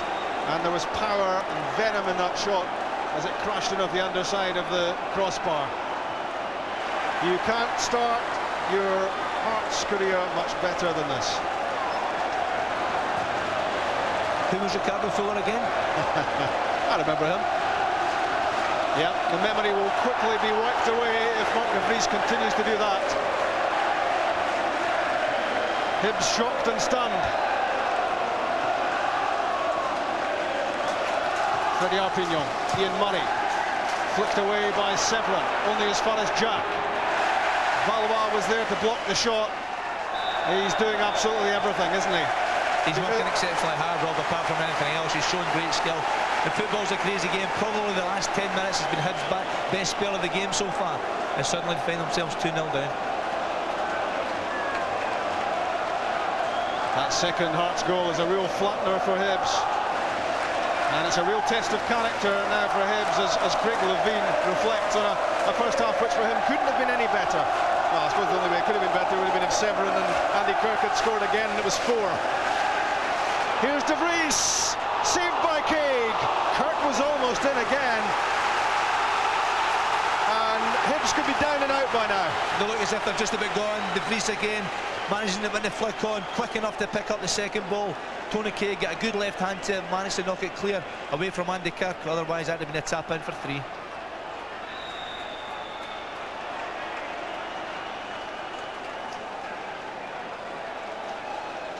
Well, Hearts have had some good number 9s in their time wearing the maroon jersey, I seem to remember. But right. He's made a decent start. He has, Rob. I'm very pleased for the lad. He's a big lad, and he doesn't look the best on the ground, to be honest with you. But I tell you what, he's got a real presence in there, and he's been very effective. So the signing's looking good. De Vries and Valois. Kevin Twaddle's on the bench. Might well get a run in the second half. Don't think he was 100% fit, and that's possibly why he didn't start wide right.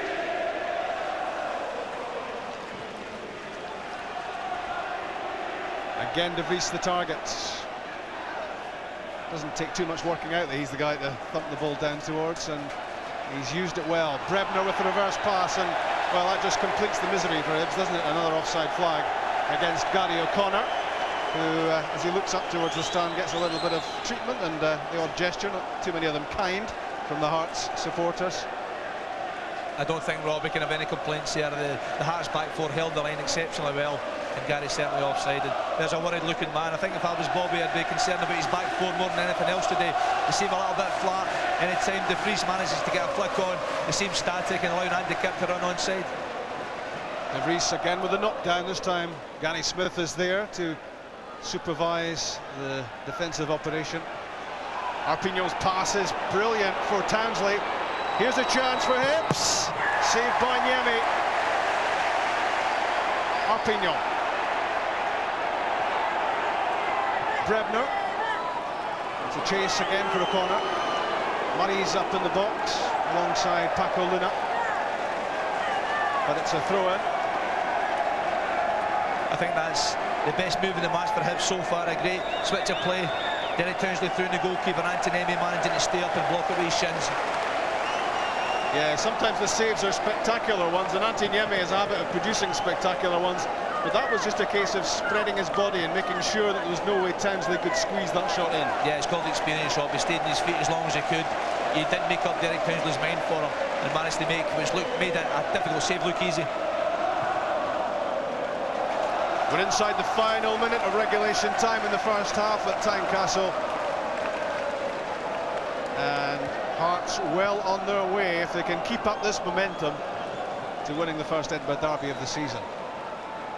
Paco Luna's flick, and Stephen Mahi content just to fire the ball away. Hearts don't want to be taking any chances as the first half comes to an end. And it's been the stuff that dreams are made of for the Hearts supporters. There are the two goal scorers. Mark de Vries hammered in number 2 after he'd been the set-up man for Andy Kirk, who put away number 1. The Hearts supporters are jubilant. Their only concern will be that there have been other chances and that the lead might have been even greater. But let's hear from Peter Houston, the assistant head coach of Hearts. He's with Chick. Peter, so far so good for Hearts, isn't it? So far so good. The only thing I would go see, I'm a wee bit disappointed we're not taking more of the chances that we've created. At 2-0, it's always if they get a goal early in the second half, it brings them right into the game again.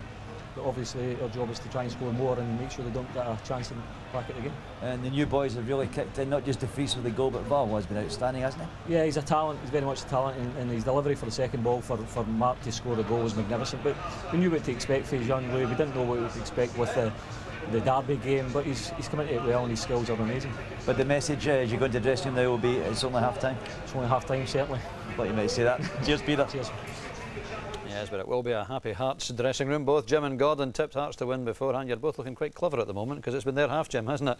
Yeah, I think Hearts have totally dominated it, really. I mean, there's been a couple of sporadic chances from Hibs, really, on the counter-attack. But Hearts 2-0 up and thoroughly deserved it and missed another couple of good chances as well. Yeah, let's take a look at the story of this first half then. And I think perhaps the loss of John O'Neill, Gordon, has been important for Hibs. It has been a factor, no doubt about it, but I do think that Hibs have actually been a better footballing side. Going forward, I think they played a lot more interplay. As you see an example of it there, getting the ball running through the middle. Hearts just haven't played much in midfield at all. That the idea all the time is to get the ball quickly into their front players. It's worked very well, you have to say, but they're getting the ball either wide and then cross it in, or getting the ball. I thought Luna should get the ball down a bit quicker here, and they might have got a shot in, and they could easily have been a goal. But I think Hearts a much more direct style I've seen from before. Maybe because of the players they've been left with. They've not got the likes of Fulton and Fogel and people like that. Tomaszek in the midfield, and they're playing the direct. And here's an example: Route 1. No touch though. Andy Kirk would have offside if there had been a touch, but there's no touch. That's why Kirk's in the team. He's sharp, he scores goals, he's got a bit of pace. Look how he reads it here and he gets himself in exactly the right position. Does really well to beat the keeper. Yeah, that was brave, and it's, as you say, had there been a touch here, it's offside, but there wasn't, Jim, was there? No, he's not, but he took the gamble, Andy Kirk. That's what you've got to do, and rely on the officials making the decision. You see Scott Seven come in here with tremendous effort. I think Sandy was a wee bit harsh on him, saying he should maybe have hit the target, but he's flying in there with boots going all over the place, and the ball's coming at 100 miles an hour. But Valwa has been outstanding. He whips in great crosses, doesn't he? Yeah, I mean, last week I noticed that he's got a lovely left foot on him. He sees things. He's got a bit of composure. You see him there. Here, Arpignon is a tremendous strike there. Nearly caught Niemi out by surprise there. But this is the second goal here. You see him. He's coming inside. Lovely footwork and great awareness. Lovely little dink in. And it looked as if it was going to bounce up quite high for Mark de Vries, but he reacted really well and a tremendous finish. But I think the fullback here, I don't know if it's Alan Ormond, stays in the box and everyone else pushes out, and that's the reason why he's onside, and that's the reason why Hearts are 2-0 up. At first, de Vries didn't look very clever at all in this game. I thought his touch was letting him down a bit, but he looks as if he was the type of guy that goes and puts himself about and causes defences problems just because of his physique. Sure. But he took that goal really well, and they're almost a second goal from on his left side. But there's no doubt that the long ball, really, hasn't he? Yeah, the long ball. He's taken his time to get into the game. The long ball has hurt them, Hibs today, and Hearts are getting behind him. He's probably second best chance I had. Luna's was probably a better angle, and they're not going to score past Antoniemi, I don't think, from that angle, really. No, that was Derek Townsley. Just briefly, Jim, Arpignon perhaps a standout for Hibs so far, but they're going to have to do something dramatic early in the second half, aren't they? Bobby's normally quite tactically astute, and he's going to have to change things around to get himself back in the game, and really the first 15 minutes is going to be vital. Absolutely. All right, back live with the second half, but time now for us to catch up on all the highlights from yesterday's Bank of Scotland Premier League matches, with Chick Young and John Barnes guiding us through, starting at Pittodrie.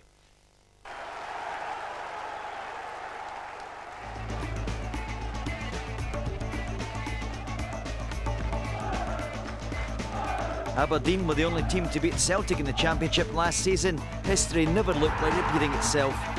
After just 4 minutes, normal service had been resumed. Pettis cross, the slightest of touches from Mialbi, 1-0 Celtic. Petrov looked as if he would claim number 2, but Phil Maguire materialised in the line. However, he only delayed the Aberdeen agony.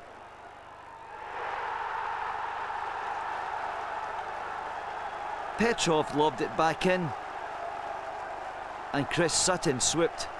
Celtic 2 up. Number 3 was provided by Pettis' far post cross, Momo Silva arriving, all guns blazing.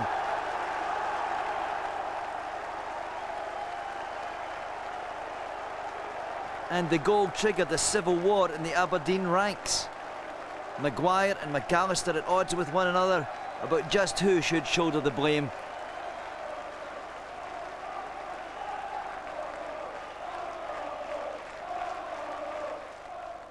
The fourth goal was all about Paul Lambert, his free kick, his cool finish into the wide open space at the far post. Peter Keir, a statue. And finally, no Henrik Larsson's score sheet. He came close though. Celtic 4, Aberdeen 0.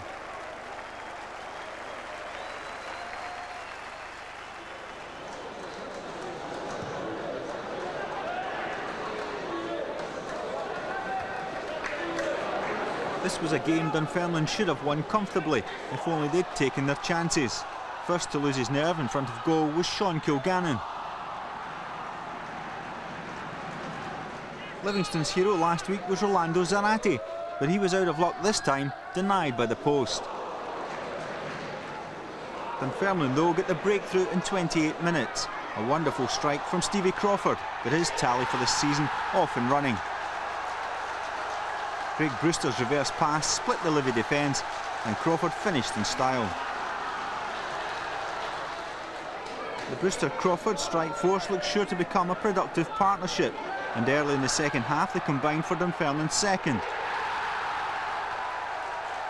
This time Stevie returned the compliment by setting up Big Craig for his first goal for the Pars. Livy were on the back foot, and only the woodwork kept Dunfermline at bay. Crawford was unfortunate with the first effort, and Jason Deere wasn't far away with the follow-up.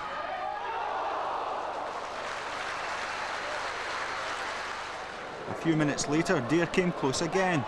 Brewster once more with the set-up, and again it's the upright to Livy's rescue.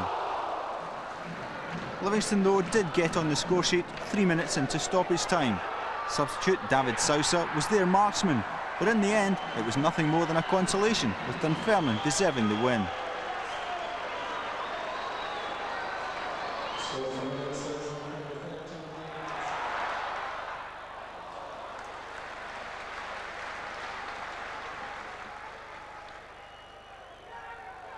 The Partick Thistle roadshow rolled into Motherwell, another chance to reacquaint themselves with once familiar haunts.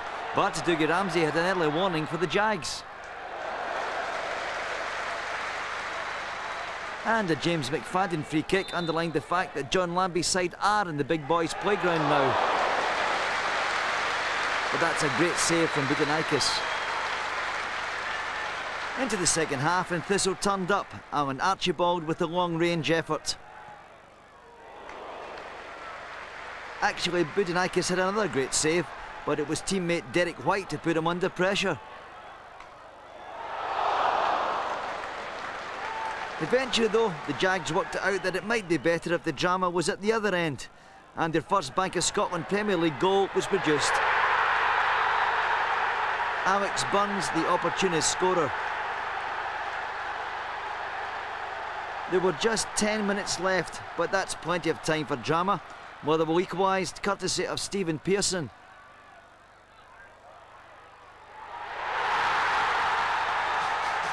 (1-1) in the day, but nobody's beaten the Jags yet.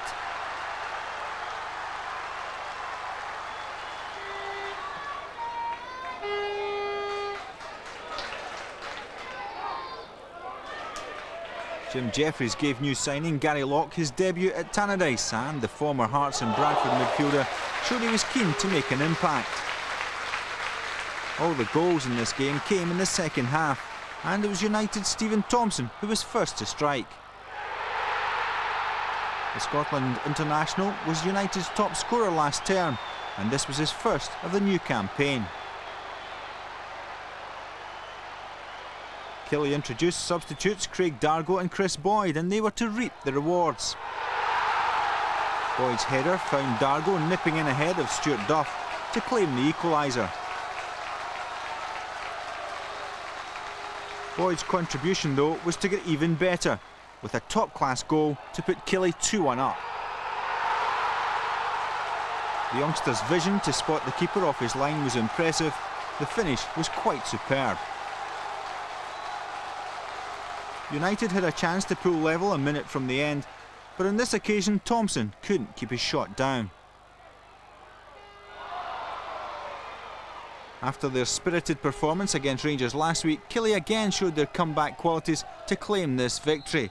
And it continues their excellent record against United.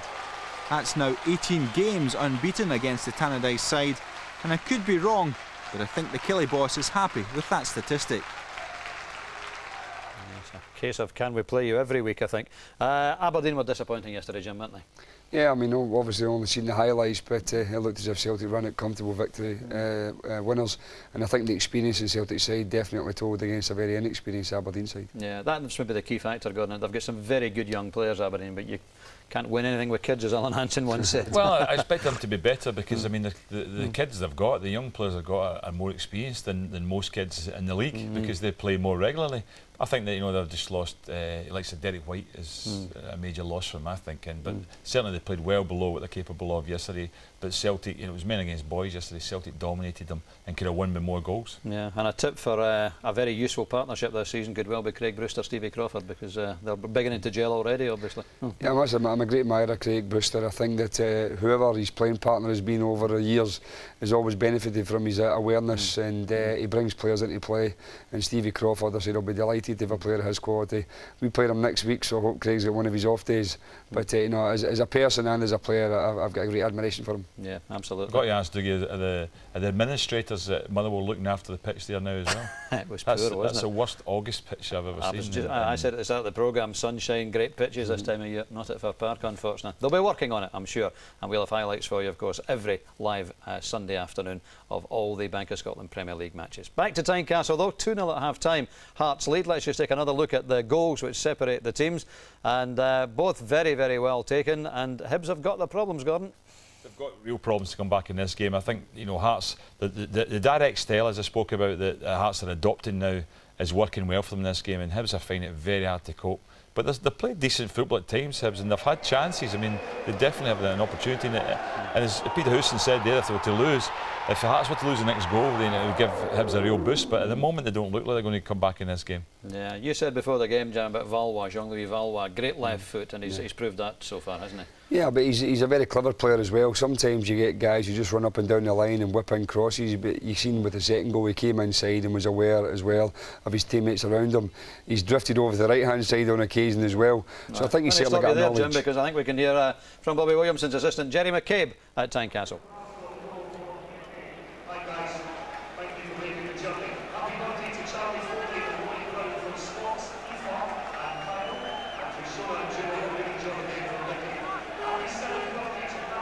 Now we're missing out on Jerry's words of wisdom, but I'm sure he's saying something along the lines of, we've got to start this second half well. Let's see if they do. We'll rejoin Sandy Clark and Rob McLean. Yes, Jerry McCabe speechless there. I don't think Bobby Williamson would have been speechless in the away dressing room at half-time. He'll have plenty to say as this second half gets underway, but well, a quick goal for Hibs could make all the difference. At 2-0, it's not out of sight. You're absolutely right, Rob. They have to get the next goal. It's so important. I think Gordon said that at half-time, that Hibs have to get it or they're going to be finished in this game.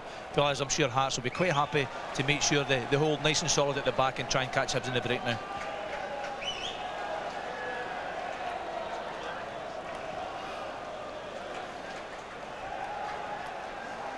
So Hearts with that healthy lead at half-time, and they'll be looking for a third goal. That will be their demand for the second half, a third goal, which you would imagine at that point would put the result out of Hibs' reach. But Bobby Williamson will be looking for an appropriate response from his players at the start of the second half. And immediately a set-piece opportunity. Ian Murray and Freddie Arpignon are there. It's Arpignon with the delivery, but Valois was there. He's been everywhere else, so I don't see why he shouldn't have been there to cut it out with his head. He really is full of energy and full of ability as well. And it looks as if Craig Levein is onto something pretty good. That's Mark Dempsey, who's having a testing time as he tries to cement a place at the heart of the Hibs defence. Andy Kirk's cross, useful ball. Valois not far away. Townsley got there first. Free kick. Given against Paco Luna. It's a difficult situation now for Hibs, Rob. You know, obviously they have to go forward, they have to try and get the next goal, but as soon as they do that, they commit people forward, they're going to leave themselves very vulnerable at the back. And with the pacey Andy Kirk and Valois, his performance today, it's going to be a difficult second half for them. In from Mahe, flicked on by Simmons. Hibs defend it pretty well. It was Mahe doing some useful ball winning for Hearts. Another person that gives you absolutely everything. Don't worry about that, that's offside. But it's looking a pretty useful pairing. Kirk and De Vries, and of course Wales waiting in reserve. Well, I think you'll probably see Gary Wales at some point in the game, Rob, as well, but certainly De Vries has taken a lot of the responsibility and the weight off the two younger lads, and I said they're having a real influence in this game today. Orman's cross took a deflection. It's a throw-in.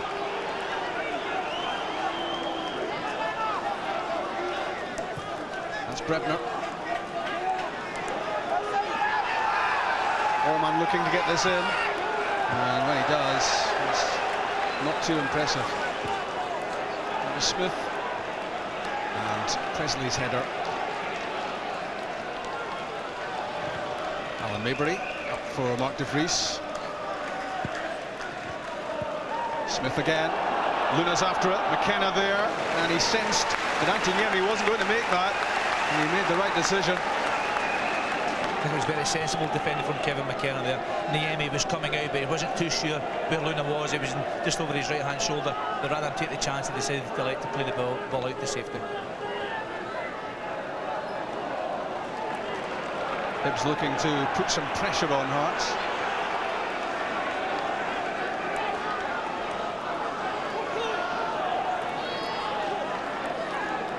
Remember, you can take part in our Man of the Match competition. A DVD player could be yours if your choice agrees with ours. And that's how you take part.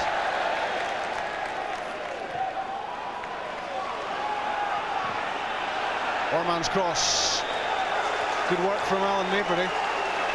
And a free kick to Hearts as well. It's offside on the far side that time. I think it was actually Grant Bremner who got too far forward too early.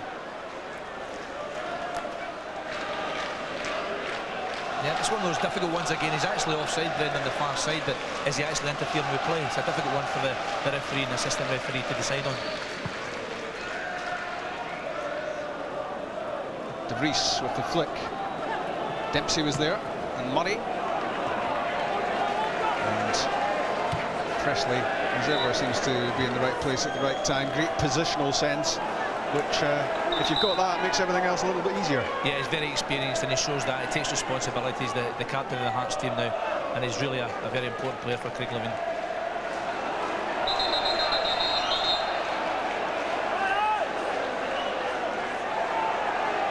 Murray's throw. Boyak's header. And take two for Ian Murray.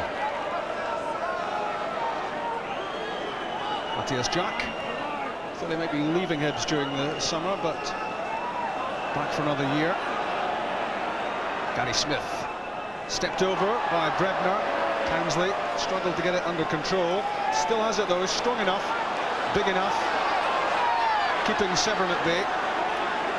Now looking for some help. Comes from Brebner, the former Scotland under-21 captain. And another player you would hope that in time would blossom into a full international.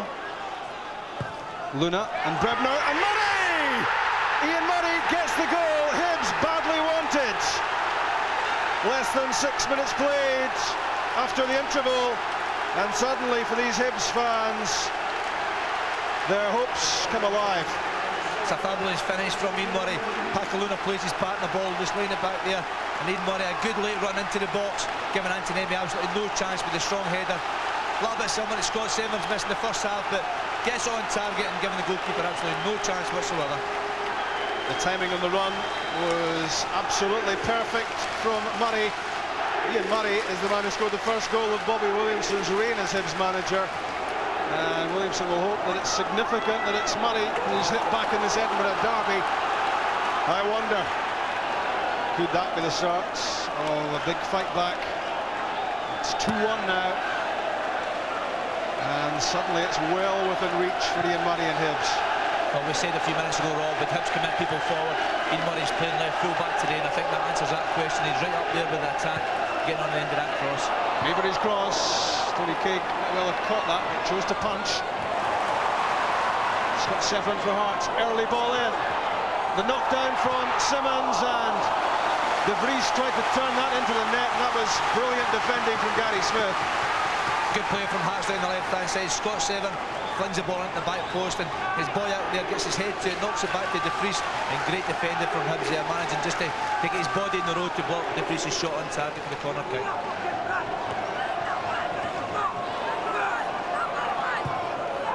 In from Boyack, and Kevin McKenna at the near post. Head in his hands, he realises again for Hearts that was a chance. It's a real opportunity again. Bobby will be so disappointed with the marker in the box.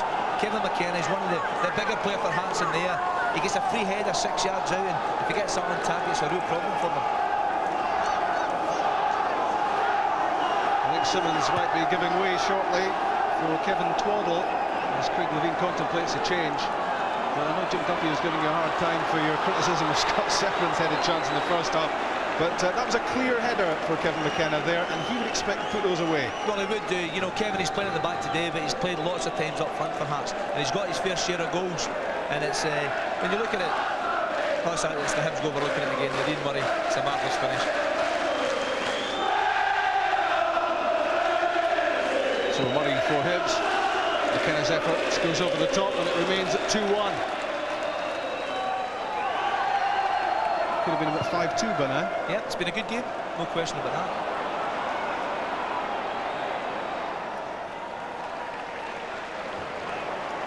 And everyone giving everything in this Edinburgh derby. That's the way it is. It matters so much. And Hearts will make the change, and it's Stephen Simmons trotting off and Kevin Twaddle who will come on, who offers Hearts a little bit extra in terms of attack. They'll play certainly right on the right-hand side. I think Boyack will slip in one into centre midfield beside Scott Severn. Stephen Simmons has been effective today. We haven't seen an awful lot of him, so I don't think there's actually an injury, Rob. I think it's a straightforward tactical change from Craig. Murray's flick finds Freddie Arpignon. That's useful for Twaddle, for Townsley I should say. Took up a pretty threatening position there, Derek Townsley. He's made that layer run into the box again. Freddie Arpignon, great switch of play, right foot pass, and Townsley, I think the conditions more than anything else took the ball away from him there. Good forcing play from Paco Luna as well. And Kevin McKenna did well to hold him up. It's a very important part of the game now for Hearts, Rob. It's important they keep them composure, pass the ball and try to catch Hibs in the break again.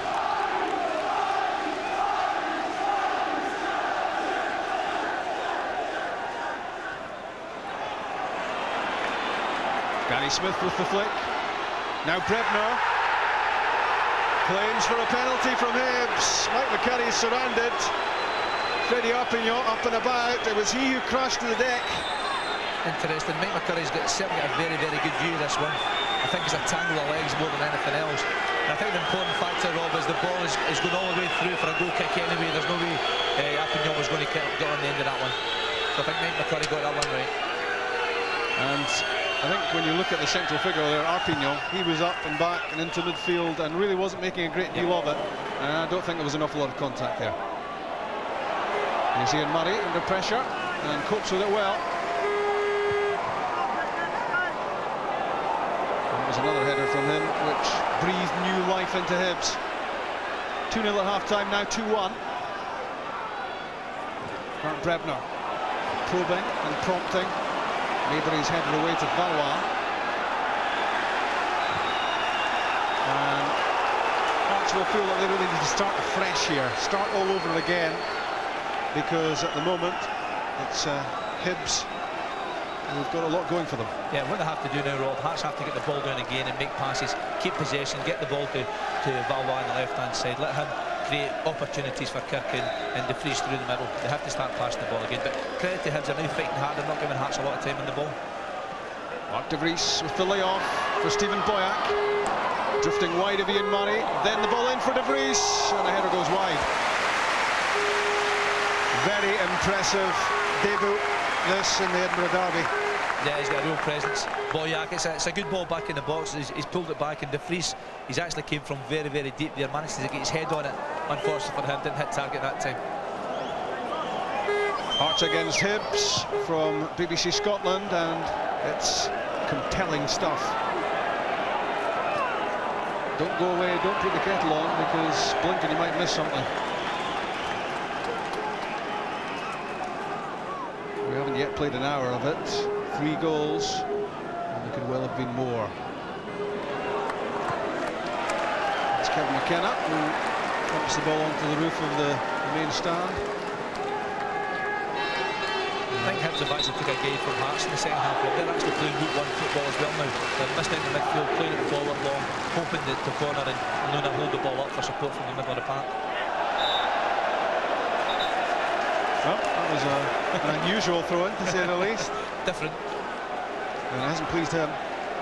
Foul throw is the award. That's Bob in a good mood. You should see him unhappy. Stephen Mahe is heading off, we hear. And I think it's going to be the youngster coming on for Hearts, Paul McMullen. Stephen Mahe was considered a doubt. He was ruled out in many quarters. It was a big surprise that he featured in the starting lineup, but I think enough's enough. If you watch him now, Rob, he's hobbling a little bit. He's really feeling that Achilles tendon. He's really finding it difficult to get about the park. Smith's free kick. There's Arpignon. And there's Niemi. Yeah, I think it's important that Craig makes a change now as quick as possible. Young McMullen, I don't know much about him, but he's certainly a left-sided player, and I believe he's a defensive type player. So I feel pretty certain he'll come on and play in the left-back position now for Hearts. There he is, the 18-year-old McMullen. And it's not happening at the moment, as Stephen Mahe is maybe given a little bit more time to see if he can just get that Achilles loosened off again. But it's a long season, and Craig Levine won't want to run the risk of Mahe missing more games. It's a difficult one, Rob. It's a derby game, and they want to win the game, so Craig's in a no-win situation, really. Here's Valois, again, very positive. He's asking a lot of questions of Alan Orman, and he was balked there by the Hibs defender as he tried to get beyond him. I think that's the first time we've actually had to manage to get the ball to him in the second half, and he's shown again what a dangerous player he is. Managed to get beyond Alan Orman, and certainly a free kick and make McCurry spot on. McKenna and De Vries and Presley and Kirk all in the area. And Twaddle as well.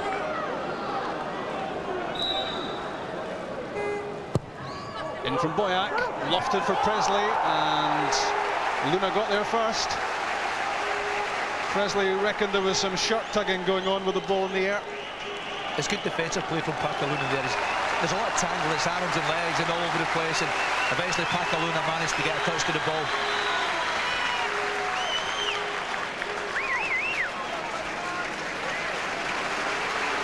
Teenager on, veteran off.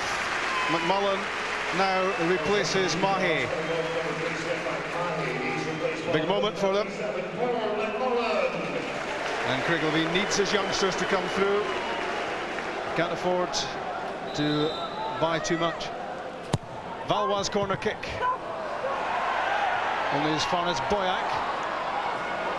Now it's Kevin Twaddle. And offside. Yeah, it's a big day for young Paul McMullen. I haven't heard a lot about him, Rob, but what I have heard, it's been very good. He's a very talented young player. The legendary number 37. Yep. He's made that shirt his own. He might come down in numbers, you would hope, as the years go by. And as you say, that's evidence there of Hibs using this direct approach, and Tony Craig knocking the ball long downfield. But what Hibs don't have, of course, is Mark de Vries. Yeah, but Gary O'Connor's, you know, he's a strong lad, he's a big lad, he's 6 foot plus, and he's one that he'll certainly challenge for every ball. And Pakaluna's very bright as a player. He'll be capable of getting on the second balls. De Vries again there, getting in the way. And Valois in for Kirk, it's skidded away. Twaddle played the ball in early, no takers at the far post. That wasn't too far away from a chance for Kirk to score his second. Luna linking with Brebner, brilliant defending by Presley. That full stretch. Arpignon, Brebner, in goes O'Connor, won't catch it.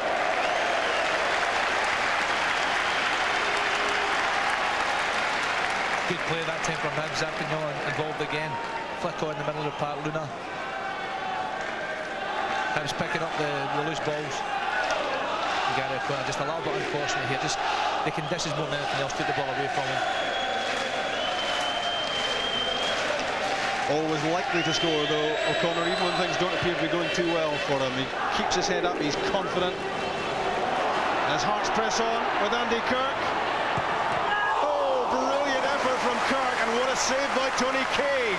That could be crucial for Hibs. To concede a third goal might mean it's all over. It's the same route again from Hearts. De Vries with a flick on from the long ball. Andy Kirk, it took a long time to come down, but I tell you what, he got off a great shot with his left foot, and Tony Craig had to be in top for him, just enough to touch that one over the crossbar. Good save from Craig. In comes Boyat's corner, and Stephen Presley tried to get on the end of it, but there was a bit of grappling going on there, and the free kick goes against the Hearts skipper. I wonder if we're going to see this man on the pitch before too much longer. If those two would move, we might see him. Hope it's not Williamson. There he is. Mixu Patalainen, at the ripe old age of 35. He's seen a few Edinburgh derbies in his time. If he gets on, it'll be number 9 for him. And he remembers well that hat-trick in the 6-2 game 2 seasons back. I'll tell you what, Rob, I hope that's not his warm-up sitting in that technical area.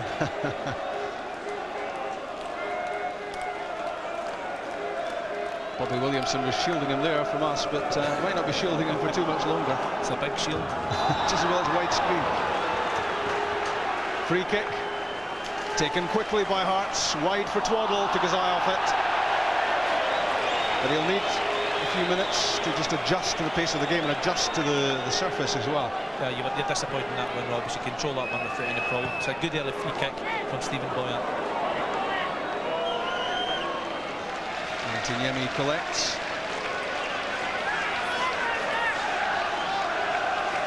I wonder where this one's going. There's Andy Kirk. And there's Freddie Arpignon. Chance here for Hibs. Well, there were players on side there. If the whistle had stayed silent. I think it's maybe a handball against Arpignon. Mike McCurry standing right beside that one. Obviously seen something that we didn't see there, Rob. 19.5 minutes gone in the second half. Hearts 2, Hibs 1. Delicately poised. There's De Vries. There's Valois. Saved by Craig, and De Vries! He scored a second. It's dreamland for the Dutchman. 3-1 Hearts. And that could be the goal that finally kills off Hibs' resistance. There's plenty time left, but now Hearts back with that 2-goal advantage. It's that long ball again into the box. De Vries, enough presence here to get a flick on. Valois shot on target, so important to hit the target. And what a composed finish. The big lad mentioned his touch error, but that's real composure. All he's got to do eventually is hit the target, and he does that exceptionally well. The Hearts new boys are proven to be very, very effective today. Well, a moment to savour for Mark de Vries. And an instant hero at Tynecastle. Craig Levine enjoyed that. Just a bit. Rightly so. Sometimes big strikers have presence and aren't really regular goal scorers, but The early signs are highly promising here for De Vries, and here he goes again. Andy Kirk up ahead of him. Good challenge. Mark Dempsey waited his moment. He was inside the box and he knew it to be very careful. And he dealt well that time with the threat of Kirk. And the threat from Kirk and De Vries has been considerable. I think Craig Levine's got his tactics spot on today. Just miss out in the middle of the park, play the ball long, Kirk's pace and the height and strength of De Vries have caused Hibs real problems. The left foot of Valois. And the right across the 6-yard box. Nobody could get on the end of it for Hearts, and worryingly for Bobby Williamson, nobody attacked it for Hibs. I tell you what, Rob, it's a marvellous ball into the box. I'm surprised some of the big Hearts lads didn't try and go on the end of that one. Great delivery from Valois. Right hand side with the left foot, very hard to defend against. Luna for Hibs. The corner alongside. And Townsley. And that comes off Kevin McKenna. Corner kick. And Grant Brebner in a hurry to get over there to get this in. Hibs will want to commit a lot of players into the box. Townsley in the corner, and Murray, Luna, and Jack there for Brebner's corner kick. There was a corner! Townsley hooked it on. Did it go in? The referee says no. I think Anthony managed to keep that one out just in time. Gary O'Connor with the header, really right in front of the goals there. Townsley should have put that in. And I think the assistant referee absolutely spot on, no goal. Because while Antiniemi was behind the line, his hands were in front of it, and the ball didn't cross the goal line. But what a glorious opportunity that was for Townsley to make it 3-2. Should have been Rob.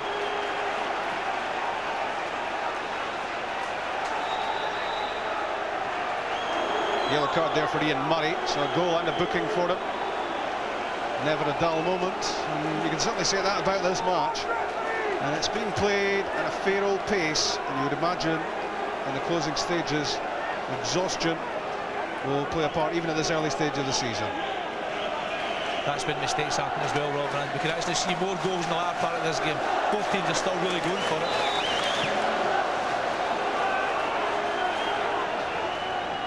Matthias Jack lofts the ball in towards Gary O'Connor. And down goes Grant Brebner, looking for a penalty kick, but I think he was optimistic there. I think they're actually being very kind to him. I think Mike McCurry had a very good view of that one. I don't think there's any danger or anything other than that. Yeah, to me, I think he just lost his footing more than anything else. I think the referee was right. I don't think it was a dive, to be fair, either. Grant Brebner is not telling Mike McCurry he's having an excellent match at this point. I think he's giving him a bit of serious earache.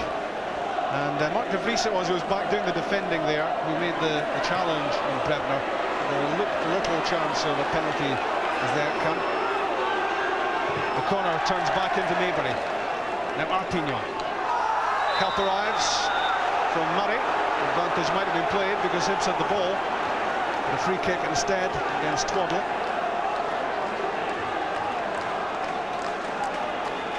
How Hibs would love to make this count. Inject some fresh hope. Arpignon's delivery, the flick from O'Connor, and it's beyond everyone.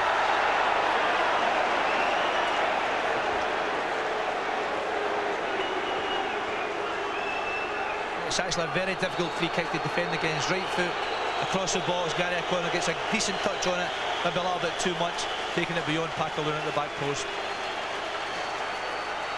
Well, it's been a tough shift, hasn't it, for Mark De Vries, and he may not see out this match. A little touch of cramp. He can't go off, Rob. 2 goals in a derby in your debut at home.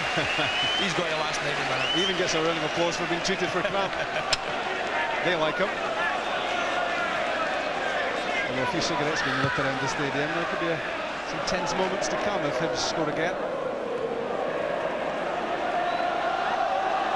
Arpignon trying to create for Hibs. That's for O'Connor. Tried to knock that down for Luna. Boyack full of running. Twaddle wins the throw off Murray. And don't forget the man of the match competition. competition. You better get your skates on if you want to take part in this. Bank of Scotland Man of the Match. That's the telephone number by which you can take part, and a DVD player is the prize. That'd be worth having. Would it be Mark de Vries? Would it be Andy Kirk? Would it be Stephen Presley?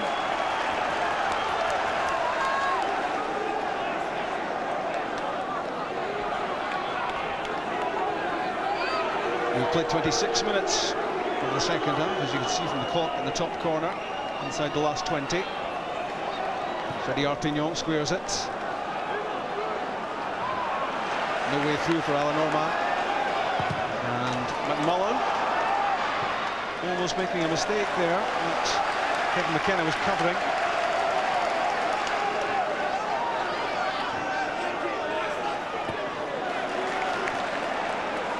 Boyack for Hearts. Andy Kirk. Going back from Mark Dempsey to Tony Craig. Arpignon has hobbled over to the touchline. Meantime, maybe just to tie his lace, but he wasn't moving too freely. You can just see him in the corner of the picture there. I think it was a tackle with young Paul McMullen just a minute or so off. I think he took a knock in that one.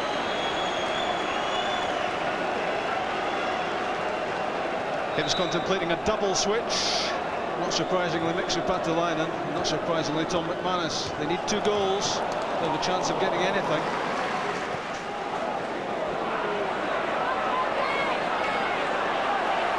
The willing chaser is O'Connor. The composed defender is Stephen Presley. Twaddle chests it down from Maybury. Good block from Murray. Arpignon for Townsley, offside.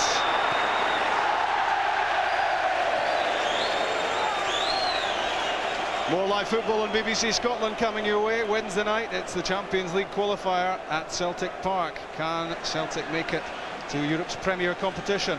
That's live on this channel, as is Hibs against Rangers in the SPL at Easter Road next Sunday afternoon.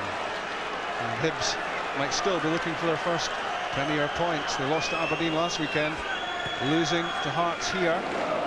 And already for Bobby Williamson and company, pressure is on. There are a few games left, of course, as he would quickly point out. Good run from Twaddle. Good covering from Ian Murray. Got beyond Dempsey, but couldn't evade the challenge of Murray.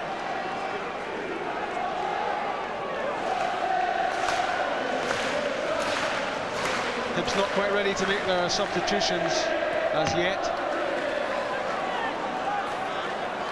but they'll feel they need to go back soon, and then another one. Valois, great balance, great strength, not a bad shot. Excellent debut in this fixture for him. Great skill as well, Rob. He's drifted from the left-hand side down to the right-hand side. He's went past a couple of defenders on his favourite left foot there and fired off a decent shot. Needs one for Tony Craig at the end up.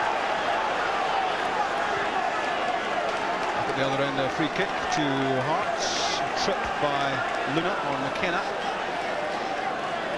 Not too much malice about it, but not much doubt it was a free kick either. Instructions being passed out inside that technical area. There's Mixu Patalainen behind Bobby Williamson. Tom McManus is there as well.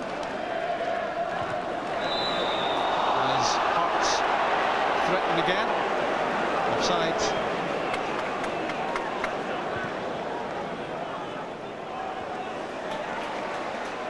I think Bobby's problem with substitutions is he's not too sure just who to bring on at this moment in time, or who to take off rather. He's just checking around about his team if there's any injuries.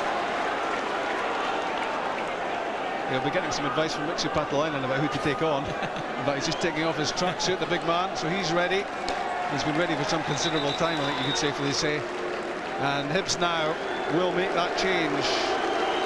Will this make a difference for Hibs? Gives them something much more physical up front.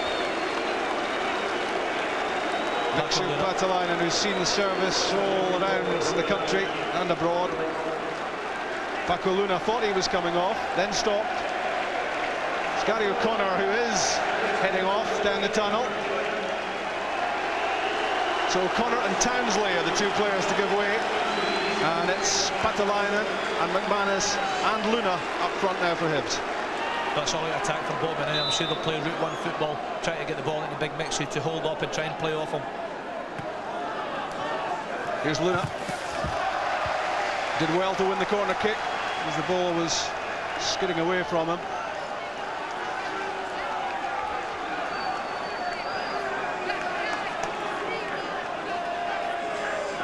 Grant Brebner's corner kick. In goes Mixu Patalainen, trying to get his first touch and his second. And Mixu's back. That's what you call experience. Big Mixu's kidding on, he was knocked there, he was the one that was aggrieved. But I think you'll find he was the one that's guilty. Back for his second spell at Easter Road.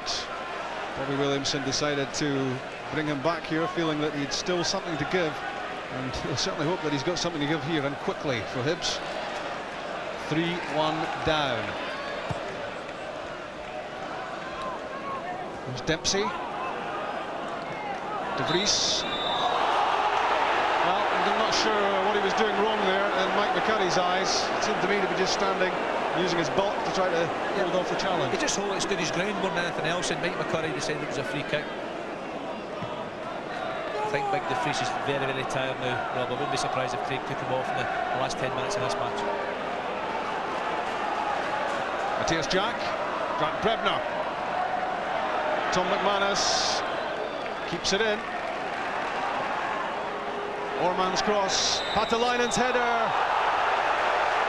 and it won't count. Well, I think Big Mixu's maybe just a little bit unfortunate there. It's a decent ball in the box. Up for the challenge. I don't think the free kick was against Mixu. I think Mike McCurry actually gave it against Patalainen, but it may have been a handball controlling the ball. It's that stage of the game, and time is running away from the losing side. Just 12 minutes left of the 90, and maybe a couple of minutes of stoppage time to go on to that as well. Hibs in a hurry, and it was Murray in a hurry, but he was knocked over by Stephen Boyak's challenge. It's actually a good free kick for Stephen Boyak to get away from Hart's point of view, but he was certainly getting beyond him into a dangerous area wide left. Brebner trying everything to get a goal back.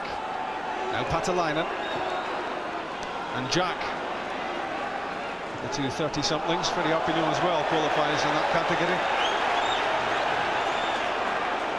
Mark Dempsey, one of the youngsters at 21. Good header from Maybury. And an offside as well, which helps Hearts out, calms things down, slows things down, and they're happy with that at this stage. Yeah, Craig's be quite happy to contain things at the moment, quite happy to sit in 8 behind the ball, leaving his 2 strikers up the park and try and catch Hibs out in the break again. There's your old pal Gary Wales. Sandy, you had him at Hamilton, didn't you? I did. I actually found Gary playing under 18 football in a public park about 5 years ago, and it turned out to be a very talented footballer, very good goal scorer. You don't take all the credit though, do you? Oh, certainly not. 95% of the time. I think it's Andy Kirk who's heading off, and he'll get a big reception, and it's been a big performance from Andy Kirk. He had a pretty sad season as far as he was concerned last time round. He didn't really deliver. Injuries had a lot to do with it, but he looks at the start of this campaign as if he could be something special, and he and Gary Wales will be battling for that slot, you would reckon, alongside De Vries. That's right, they're very, very similar players, Rob. They're both very quick, and they're both very good at putting the ball in the back of the net. They're both very good volley for De Vries, that's for certain. There is Mark De Vries. There is Gary Wales. There's a tug at his shirt from Gary Smith inside the penalty box. There's no question that was a goal. I don't know if Gary Wales was going to reach the ball anyway, but tell you what, Gary Smith took a real chance here. Mike McCurry sees that. It's going to be a penalty kick. Yeah, penalties have been given for this, haven't they? De Vries again, you can see his presence in the box so strong up in the air. And I don't think Gary Wales was going to reach it anyway. Tom McManus pulls it off for Gary Smith, and not the pass that Alan Orman was looking for. I think Hibs look a very dispirited team now. can't see them getting back in this match in the last 10 minutes or so. A point for Hearts at Dens Park on the opening day, and looking to hold out here for another 3, and that for them would make it a very satisfying start to the season. Ian Murray, whose goal, the time looked as if it might be significant for Hibs, but the strike from Mark de Vries, his second goal of the game, has reopened that 2-goal margin again, and let Hearts feel a little bit more comfortable.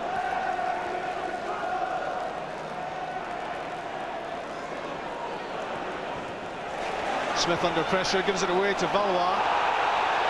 Wales offside. Manis for Hibs. Good challenge from Jean-Louis Valois. He's done little wrong. He's played very well. His contribution on the ball has been excellent today, and he's also worked very, very hard back the way to protect first Stephen Mahe and now young Paul McMullen. He's got a lot of responsibility down that left-hand side.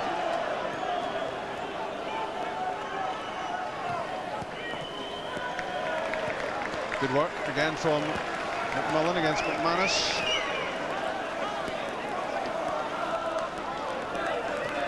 Good flick from Arpignon, and an offside flag. Unlucky there for Tom McManus, and shows his anger towards the assistant. I think you'll find the assistant spot on again. Tom McManus is going just a little bit too early. I think Stephen Presley just maybe managed just in time to get out. It's very tight, close. wasn't it? Yep.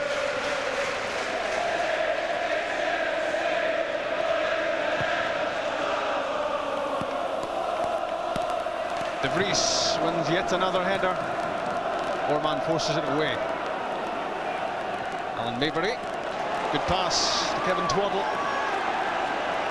Testing out Dempsey for pace.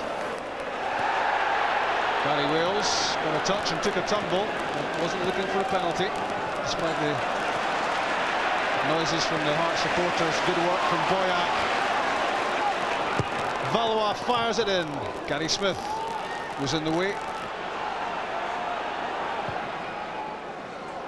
Hibs looking tired, and well, you tend to look more tired, don't you, if you're 3-1 down rather than 3-1 up. There's no doubt you get extra energy when you're winning, Rob. You're chasing the game when you're down, and you feel sorry for yourself more than anything else.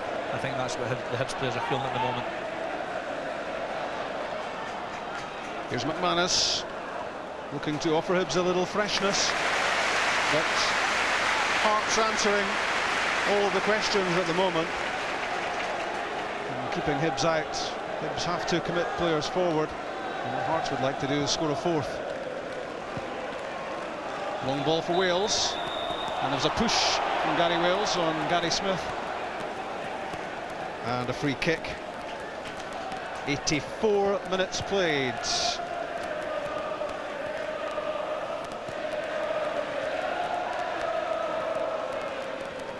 Valois, Boyack, Mark de Vries.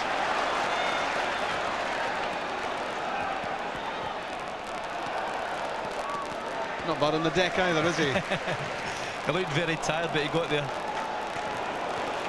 Kevin Twaddle's been a little bit disappointing for me, Rob. He's had a lot of the ball, and he's given it away far too cheaply for me. He's a very talented player, but he's very much inconsistent, hot and cold. Well, he'll sleep well tonight, but I feel there might be a little bit of partying to be done before then. I would like to think so. Ulises de la Cruz did it for Hibs in one of last season's Edinburgh derbies, scored twice in his first experience of the fixture, and de Vries has done it for Hearts here, and he is a big hero already with the Hearts supporters. He made just a substitutes appearance at Dens last weekend, the last few minutes. Well, the lines have closed in terms of our man of the match competition. I wonder who it was. Well, I tell you, there's a few contenders, Rob, there's no question about that, but I think they're all in the Hearts team. I think if you look at the back end, Stephen Presley and Kevin McKenna have played exceptionally well. You've got Matt de Vries and Valois, Jean-Louis Valois making their debut at home today. So it's got to be one of those four but for me, because of the skill level and the contribution from the left-hand side, I'm going for Jean-Louis Valois. And also because you've pronounced it so beautifully all afternoon, you've been practicing all night, haven't you? I've been at French lessons all summer. We don't want to go into that, don't we? Jean-Louis Valois, man of the match. So if you went for him, you're in with a chance of getting that DVD. We'll find out soon enough. Hibs still giving it plenty. Trying to get a goal back. But as they push up, Hearts can threaten on the counter. But look at the pace of Ian Murray there to get back. He's given it away.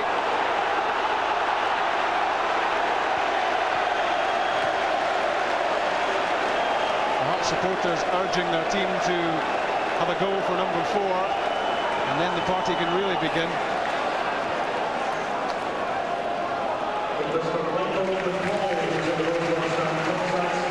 As long as Hearts can keep the ball, that's the main thing at this stage. I think the crowd are a little bit frustrated at Kevin Twell not going forward there, but it's very intelligent play from him. Good play from Gary Wales. He was being held by Mark Dempsey. He got away from the Hibs defender, and Dempsey had a fistful of that maroon shirt as Wales headed for the byline. Yeah, Gary Wales is very quick, and young Mark Dempsey has played exceptionally well today for Hibs at the back, but I think the freshness that Gary Wales has just took him away enough for Dempsey to give away the free kick. Valois trying to do yet more damage, but fails to get that free kick beyond his fellow Frenchman Arpignon. He's lucky that didn't happen 2 minutes ago.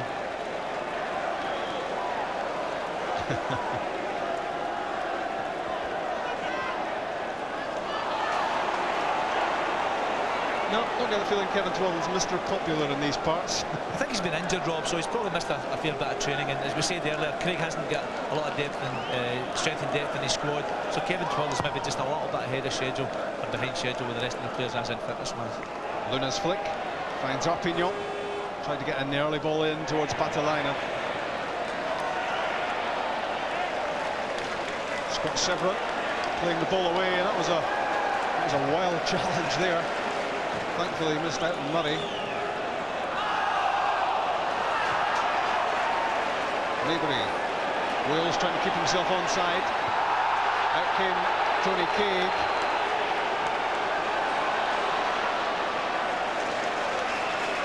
Now Valois. Boyack. It's Wales. Didn't really catch the shot. It just trickles wide.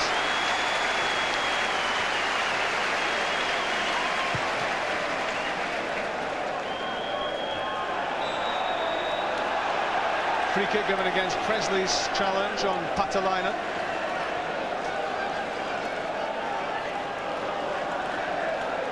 We're almost inside the 90th minute. 3 minutes to be added. There's Luna. There's McKenna. Not too bothered about where it went there. Just get it out of the penalty box. So 4 minutes in total for Hibs to try to find 2 goals. Patalainen and Luna waiting in the area. Arpignon there as well. Brebner on the ball. Snapping into the challenge there was the teenager, Paul McMullen.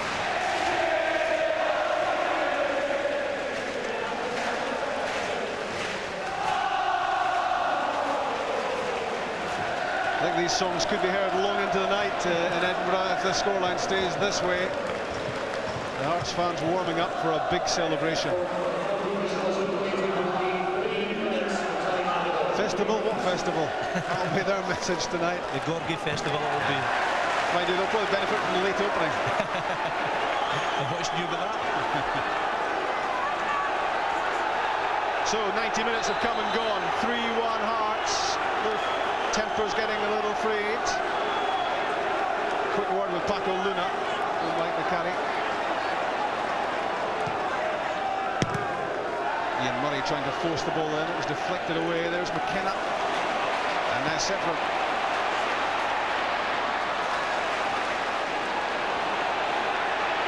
McMullen for De Vries. Good touch. Could it be the hat-trick from Mark De Vries?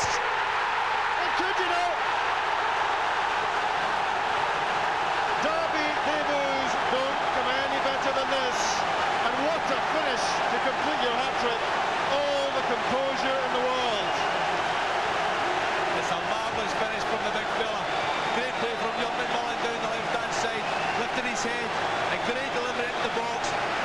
goes it again, managing to take it beyond the defender and just chip it over Tony Kay, giving him no chance whatsoever. What a magnificent hat-trick in his first derby game in Edinburgh. Well, I think he could probably now go 3 months without scoring, and the Hearts fans won't really mind too much, because it all means so much, and Craig Levein has a jig of joy with Peter Houston. I think Craig likes a wee glass of dry white of a match day evening, and I think he might have quite a few tonight to celebrate this 4-1 Hearts.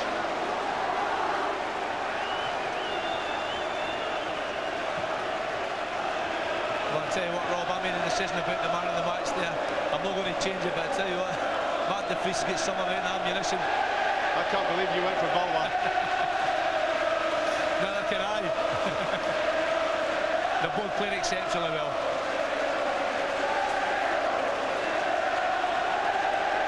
Two minutes added already, 1 to go, 1 minute left of the first Edinburgh derby of season 2002-03. And over the years, well, there won't have been too many sweeter victories than this one. 4-1 is an incredible margin, 3 of them for de Vries. Yeah, it's been a very strong performance from Hearts. Craig Levein will be absolutely delighted with the effort commitment of his players, and his new signings have been absolutely spot on for him today.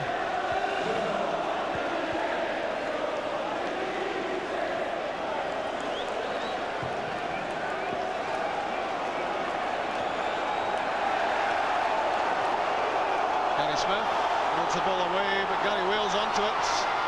Is there to be number 5 for de Vries? It's unbelievable! The freedom of Edinburgh awaits Mark de Vries, or half of it anyway. His first Edinburgh derby and 4 goals out of a 5-1 victory. It's marvellous play from Gary Wales. He's chased the lost cause here. What a magnificent ball in. And that man, de Vries, is there again. It's a clinical header, it's an intelligent header across the goalkeeper, giving him absolutely no chance. Catched him wrong-footed. But Gary Wales managing to lift his head again. That's a great header, marvellous finish. And Tony Cake knew that he was a beaten man because the header was directed across and away from him. There was no chance of getting in the way of it. He scored with his feet, he scored with his head. 4 goals for Mark de Vries as Hearts run riot in the Edinburgh derby, the first of the season. He gets a special hug from the head coach. When you make a signing, there's always an element of gamble about it, but I feel the gamble has paid off for Craig Levein, because his new Dutch striker has struck gold in the biggest match in the capital, and you'll struggle to wipe that smile off as the evening goes on.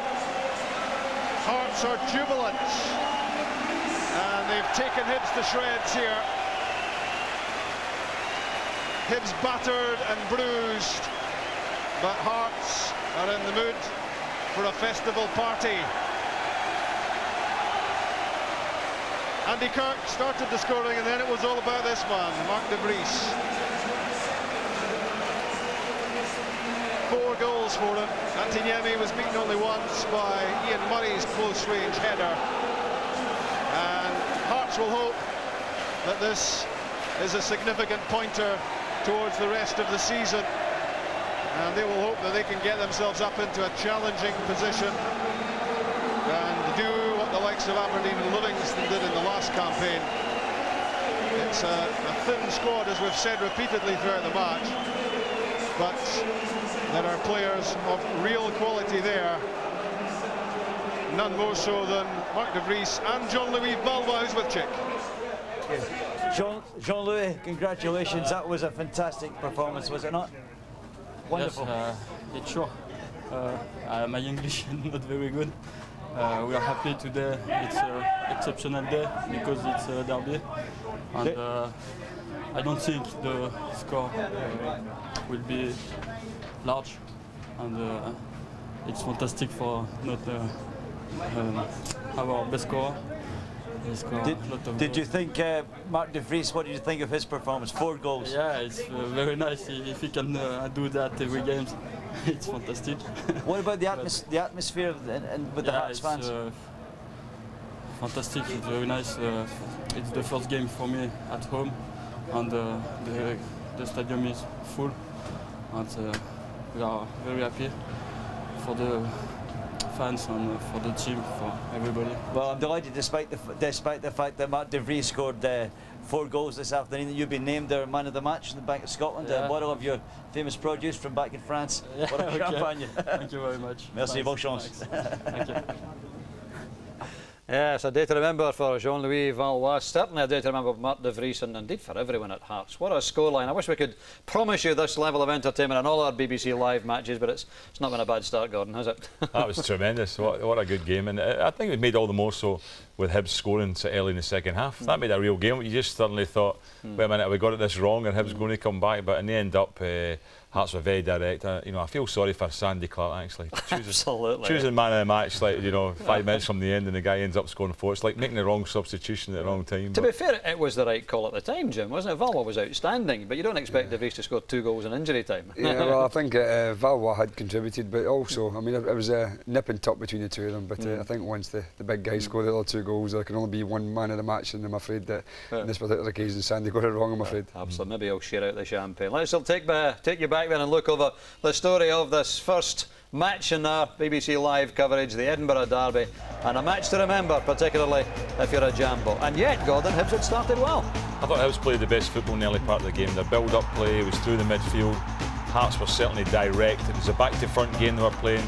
De Vries was obviously a threat in the air. He missed that one, fortunately, because Andy Kirk got on the end of it. He would have been offside, otherwise it was a tremendous finish. Andy Kirk and De Vries worked very well, and then they end up, Wales comes on and he makes a goal for De Vries as well, but Kirk and De Vries were good in the early part of the game.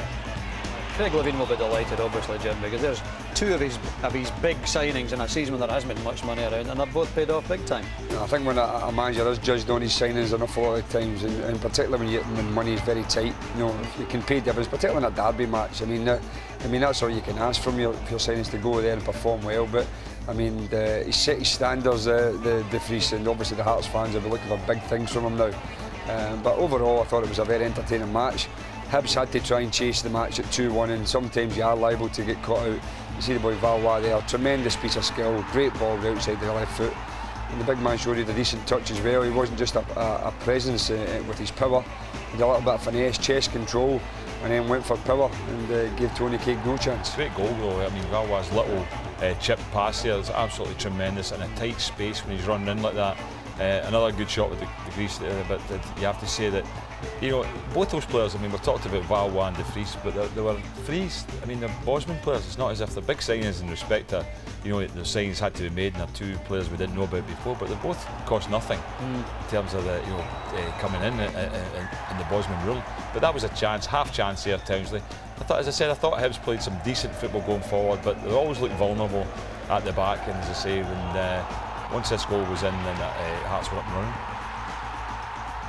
I have to say though, I think everything starts for the back, and I think that Stephen Presley for me was outstanding today. He was for Hearts, and it's nice to see the Scottish players doing well. Obviously, there's a couple of foreign players, a Dutchman, a Frenchman doing well, but I think that you know, Stephen Presley for me. But see here, Ian Murray. I mean, I don't know what he was doing up there as a left full back to get into that position, but great run, and a lovely header. Yeah. And you think then, I think that was only 6-7 minutes into the second half, the Hibs were going to have a real good go at it. And then I think just not long after that, they had one where there was a little bit of debate whether it was going to be in or not, whether it was over the line. Antiniemi clawed one back. And just coming up, in fact, is sometimes again these wee decisions can make all the difference, as we mentioned about our game earlier on. But I think we'll show later on that it isn't over the line. There was a lot of excitement for the viewers today, let's be honest. I mean, plenty of shots at goal. That's a good finish, because you can go anywhere with those ones. They're hard to keep down. You just got to make sure, and you don't have to blast it. Just get your side foot it and keep it on target. Valois got in the shot there, but look how De Vries just keeps that down, puts it on target. You think back, Ricardo Fuller was a big favourite with the Hearts fans. I know that De Vries is a different kind of player, but I mean, in the space of 90 minutes, he's become an absolute hero to the They'll have forgotten fans, Fuller. In the space of that time, you're right, there's the one that was almost over the line. Yeah. They'll have forgotten Ricardo Fuller now, and because of that performance today. 4 goals in a derby match. That's the stuff that legends are made of, and that's he'll be a popular guy in Edinburgh, and Tynecastle side of things for sure. Also a good goal. This is, you know, I said it didn't look as if he was a skillful player at the start of the game. His touch wasn't, and certainly was in there. That was lovely ability. Little chip, let the keeper go to ground and just played it over him with his left foot. It was a lovely ball for the young fullback that came on, and you know, De Vries showed great composure. Just waits on Tony Craig selling himself and dinks it over. I mean, Hibs, I said, are chasing the game 3-1 down, really chasing the game. You lose 2 goals in injury time, so Bobby will be disappointed with the final score. But you can see then, you know, Craig and Peter Houston celebrating their own inimitable style there. He's shown, the thing about De Vries today, he's shown a lot of different types of goals. He has. I mean, that's like, there's one, he's got left foot, right foot, volley, and there's an excellent header as well to show he's pretty much got an all-round striking game. And you know, I think a few defenders in the Premier Division today will be watching this and, you know, just thinking, you know, this could be a hard guy to play against. I think also his appetite, Dougie. I mean, this is an injury time. He's already scored the hat-trick. The balls went wide and Gary Wills picked it up, and he's still managing to get himself into the box to get another goal, and that's a good appetite to have. Certainly is. I think we can safely assume that Craig Levine's a happy man tonight. He's talking to Chick. Craig, incredible football match, and I asked you to promise that you would give us an exciting first BBC game. You certainly delivered, didn't you? Yeah, well, the players did. You know, I felt that we played well today, and okay, the scoreline, there's a couple of goals late on, but I think we were worthy winners today. What about Mark De Vries? Well, he's had a hard time at Injury, and you know, I did say that I thought he was going to be an asset to us, you know, but I didn't expect him to score. Was it 4? I think he got, wasn't it? Was it 3 or 4? I'm not sure. But I mean, I didn't expect that. You know, he's a big lad who is dead hungry. He wants to improve his game, and I thought the service to him was excellent today as well. Well, I mean, I don't vote for the man of the match. It was Sandy Clark, but Mark De Vries didn't get it. But having said that, you know, our man Jean-Louis Vauban had a wonderful debut as well, didn't he? Yeah, he's a smashing player, and the whole idea was to get a target man, but you need to get the ball in the box to him, and I thought Jean-Louis' delivery today was good. He's a talented player. He's still a fair bit short of match fitness, and if he's anything about him at all, they'll give a bottle of champagne to Mark De Vries. there was doom and gloom for a certain level of it, given that you lost so many players during the summer, but you've shown today that there's real life here still. Check out, you know, one home game, and okay, I'm delighted with the victory, but I'm not getting carried away in the slightest. You know, there was a period in the game where we went back to 2-1 and it could have gone anywhere. Is that the message you'll be giving to your players? Yeah, of course, because it's one game. You know, it's not a season, and we could know there's a couple of opportunities that Hibs had that could have made it 2 each. You know, so we're not getting carried away. It's a great start, and that will give the players confidence. But you know, one of the problems we've got now is Stephen Mahi's injured again, and I took a chance, and it hasn't worked for us, to be honest. But you know, I'm hopeful that it's nothing too serious. Thanks, Trey. Well done today. Cheers. 5-1. Hearts have beaten Hibs in the Edinburgh Derby. Hibs 2 defeats in their first 2 games. Rangers next week. Again, we'll have live here, Jim. They'll have to work hard in training, that's for sure. Yeah, unfortunately, as I said, I'm in this line of work anyway, so I know now that if you lose a game or 2 games, then straight away, you know, people are after you. But you know, Bobby's very experienced, and I'm sure he'll just get back to work on Monday and lick his wounds and get his team ready for next week. Yeah, the scoreline looks awful, obviously, Gordon, but in a sense, it's a little bit of a freak result. There wasn't 4 goals between them, really. It was not 2 really. in injury time makes it look bad. Not really, just down to good finishing. I would Sure. say to Craig tonight, cheer up. There's going to be some bad days ahead. There's 38 live games to go, and it might be the end of a defeat one day. You know, accept this as for what it was. It was an excellent performance, an excellent win, and worrying time for Hibs, I think, at the moment. Yeah, but Hearts have shown, obviously, that they've got a lot to look forward to now, particularly with De Vries and Valois. But as you said, Stephen Presley's solid at the back. They've got a great goalkeeper. Yeah. They can afford to say, well, this might be a nice season, this. Yeah, exactly. But I think, you know, they all know that, you know, this transfer window is going to close on August 31st, and if they can keep their players fit, then I think they can have a bright season. But if they lose 1 or 2, particularly like De Vries, if he goes out injured, then you know, they could obviously, the way they play, they need that big target man striker, and there isn't the possibility of bringing someone else in then. So I think all the rest of the teams other than the Old Firm have to keep a good squad of players healthy. I think that's the most important thing. Yeah, I think that's an interesting point that Jim's making about the transfer, the deadline that's coming up, the window, because before you settle down, you can maybe see where you're weak in certain positions, and you can go out maybe and look for a player at that stage. Nowadays, just when teams are finding out how bad or how good they're going to be, the window comes in and they can't bring in another player. You can't make It changes. becomes a worrying time. What actually I find very encouraging today, there's been a lot of doom and gloom talked about Scottish football this summer. There's no money around, things are tight, all the rest of it. We've just had a terrific game, great entertainment. Obviously you don't think that if you're a Hibs fan, but it's been a great advert for Scottish football. Well, I certainly think for the BBC's first live game, it was a fantastic game. Yeah. As you mentioned, the Hibs fans won't be happy, but as a